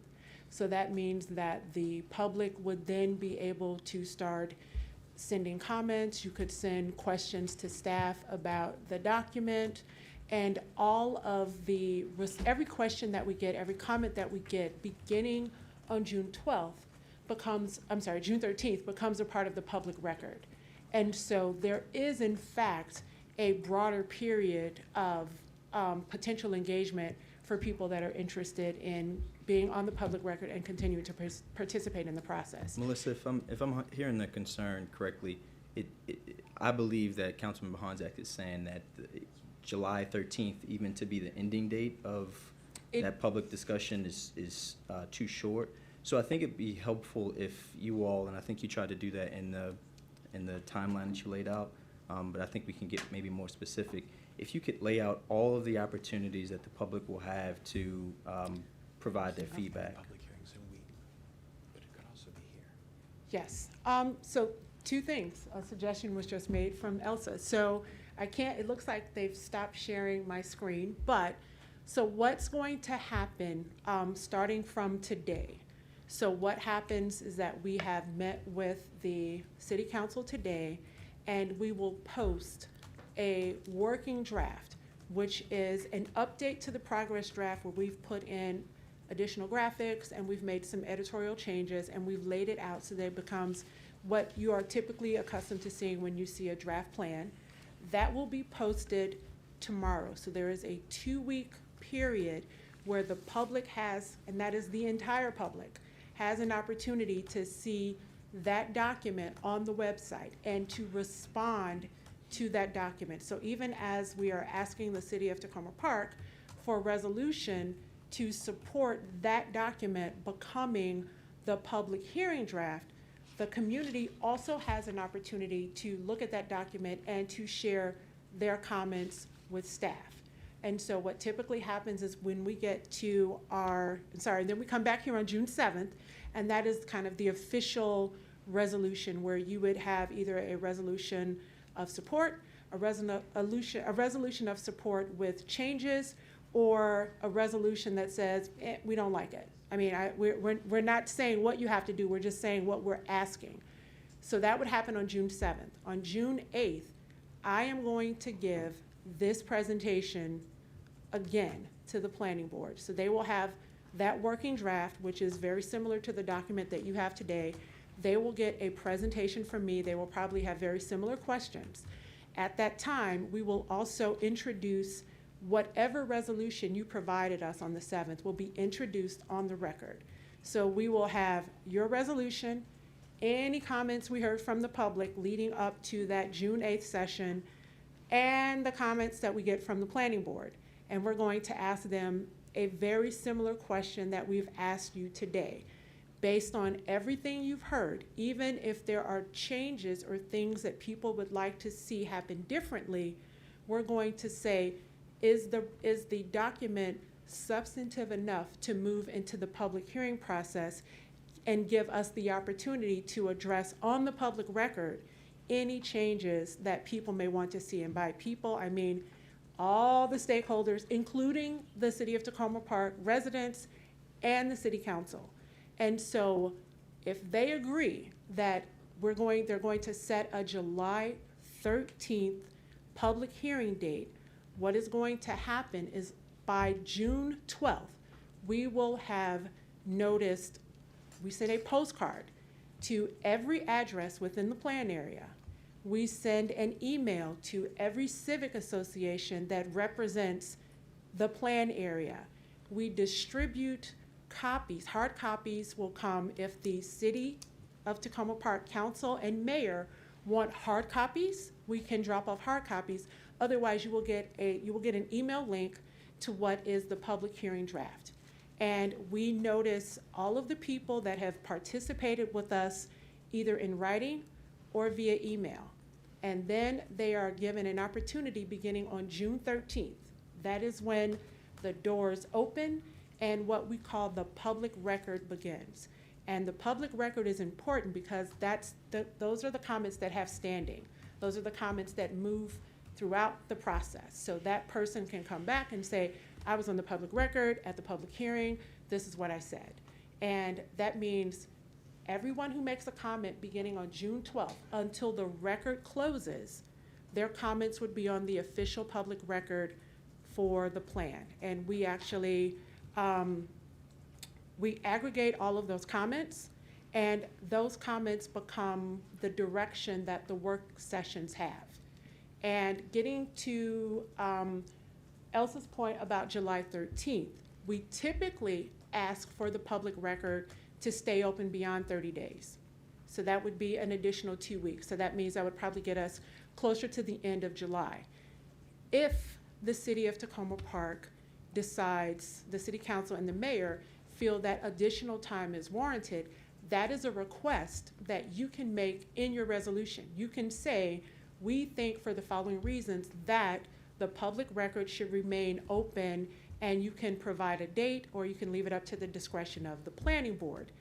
And Elsa pointed out that the public hearing typically happens at our headquarters in Wheaton. It sounds like, from what I'm hearing, that we would like a more personal approach here with the city. You can make a request that the public hearing actually happen here.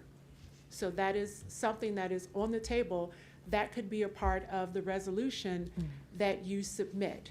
I would ask that if that's the case, because there's such a tight timeline, that if that's something that you're leaning towards, you don't necessarily have to wait for the resolution to say that. Like if you think that that's something that you might want to have happen, because we have to notice in the paper, we have to send out the emails, we have to send out the postcards, and all of those would have to have the official address for the public hearing on them. If that's the direction that you think might make sense for you all to relieve some of the heartburn, then get that information to us sooner than later, and that's a request that can go through Elsa to the planning board chair.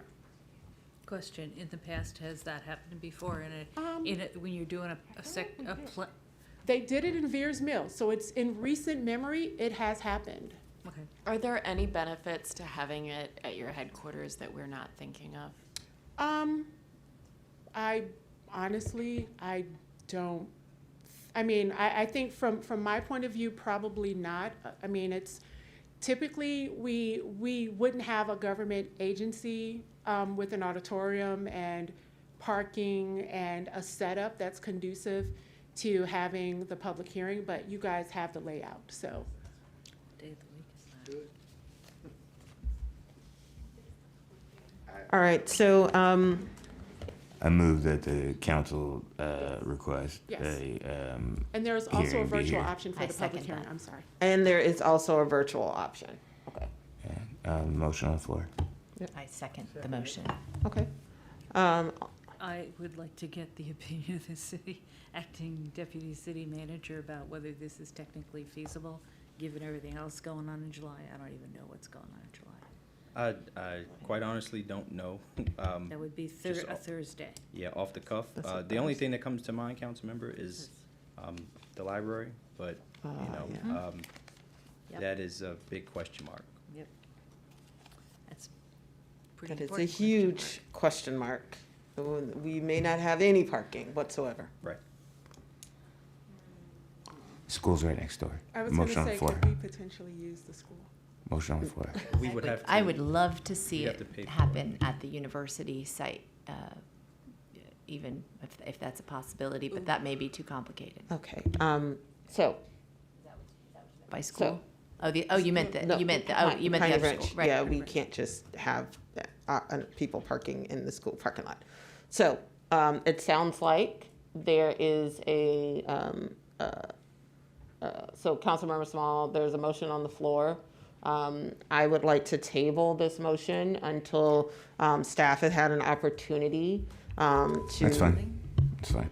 Make sure that we actually have the capacity to do it in-house. Otherwise, there is a virtual option, which could work as well for our residents, to give them that access. Okay. Are we able to do a conditional resolution so that we can let them know before next, 2 weeks from now? When would you need to know? Or can we vote by Melissa? email, or how are we gonna do? So, Do we even need a vote? Because the master plan process has a lot of legal requirements. Right. One of the legal requirements is that we mail notice of the public Right. hearing. And so that, if we mess that up, we have to redo it. We have And to the start ad. over. You can't, and the ad. So there are a lot of things that we're working to get lined up. Right. So I mean, I think without a resolution, I think we're hearing that it would be a good idea if feasible. So I think we can coordinate with Roz and Mr. Eubanks To see and if it's possible. Okay. and explore opportunities. Yeah, so rather than go through a bunch of ideas now, on the record, I think we can talk about what options might be, but we'll need to do that fairly Like now. soon. Yes. Yeah. So, yeah. So yes, it sounds like there's general consensus that we would be able to get greater engagement if we had the public hearing, at least in the city of Tacoma Park, if feasible. If not, then definitely would be helpful to make sure at a minimum we have a virtual option. And as Commissioner Siemens mentioned, our chair at the time of the public hearing will be a Tacoma Park resident. So. Yes, so it may be convenient for everyone all the way around. Yes. Councilmember Gibson. So I guess we also want to inform our residents of doing this if it becomes feasible. So we'll just need to know so as to get the message out. Yeah, and we have typically advertised in either the online newsletter or the mailed newsletter. So we would anticipate we would still do that for this particular session as well. Councilmember Honzak? I'm sorry to ask yet another question, but is it possible to also request the sending of postcards to any building that is adjacent to the perimeter of any building that's around the perimeter of the planning zone? So, I mean, Or is that too big of an ask? The postcards are a legal requirement, so I think we would, I think we could explore an alternative option of notice. I mean, the challenge becomes if it's not, so we have our defined boundary and that generates the list. If we start adding people, then why do we add these people and not those people? So that becomes a challenge, but I think Yeah, we can, I hear you. we can work it. Well, given that I think I heard you say that you do have a legal requirement to send them, or perhaps you just do send them to neighborhood associations. Again, I sound like a broken record, but there are no neighborhood associations in Ward 5, and that's the whole eastern side of the perimeter. So that makes things really difficult. Yeah, I mean, we'll thanks. certainly do, so I mean, we'll certainly, you know, we will make sure that the surrounding neighborhood associations are aware of what's going on. We have our e-newsletter. So in addition to the formal postcard mailing, we have other options. So I mean, we want everybody to turn Yeah, out. there just aren't any neighborhood associations. So- So I mean, if you tell me, I'll do my best to get out to people, but Okay. it's not, it's just not as easy to get to assume that all the people right around there will know instantly, except through my regular updates for that little section of which is a very important one for how things are changing. Thanks. So I did want to add, we anticipated a little of this because we have heard from people that are immediately outside the plan boundary about not receiving information, and so that's why we had been utilizing the newsletter. And so I just checked with Roz, and it appears that we would be able to make the deadline for the newsletter that is mailed to the home of every Tacoma Park resident. So that is another layer of notification. That's not a legal requirement, but we had already planned that we would place the information in that newsletter, so that it would be in both the mailed version and the virtual version of your newsletter. All right. All right. So, I see no more comments. I think everyone has their marching orders. All right. Motion to adjourn. All right. Thank you all so much. Have a wonderful evening. This meeting is adjourned.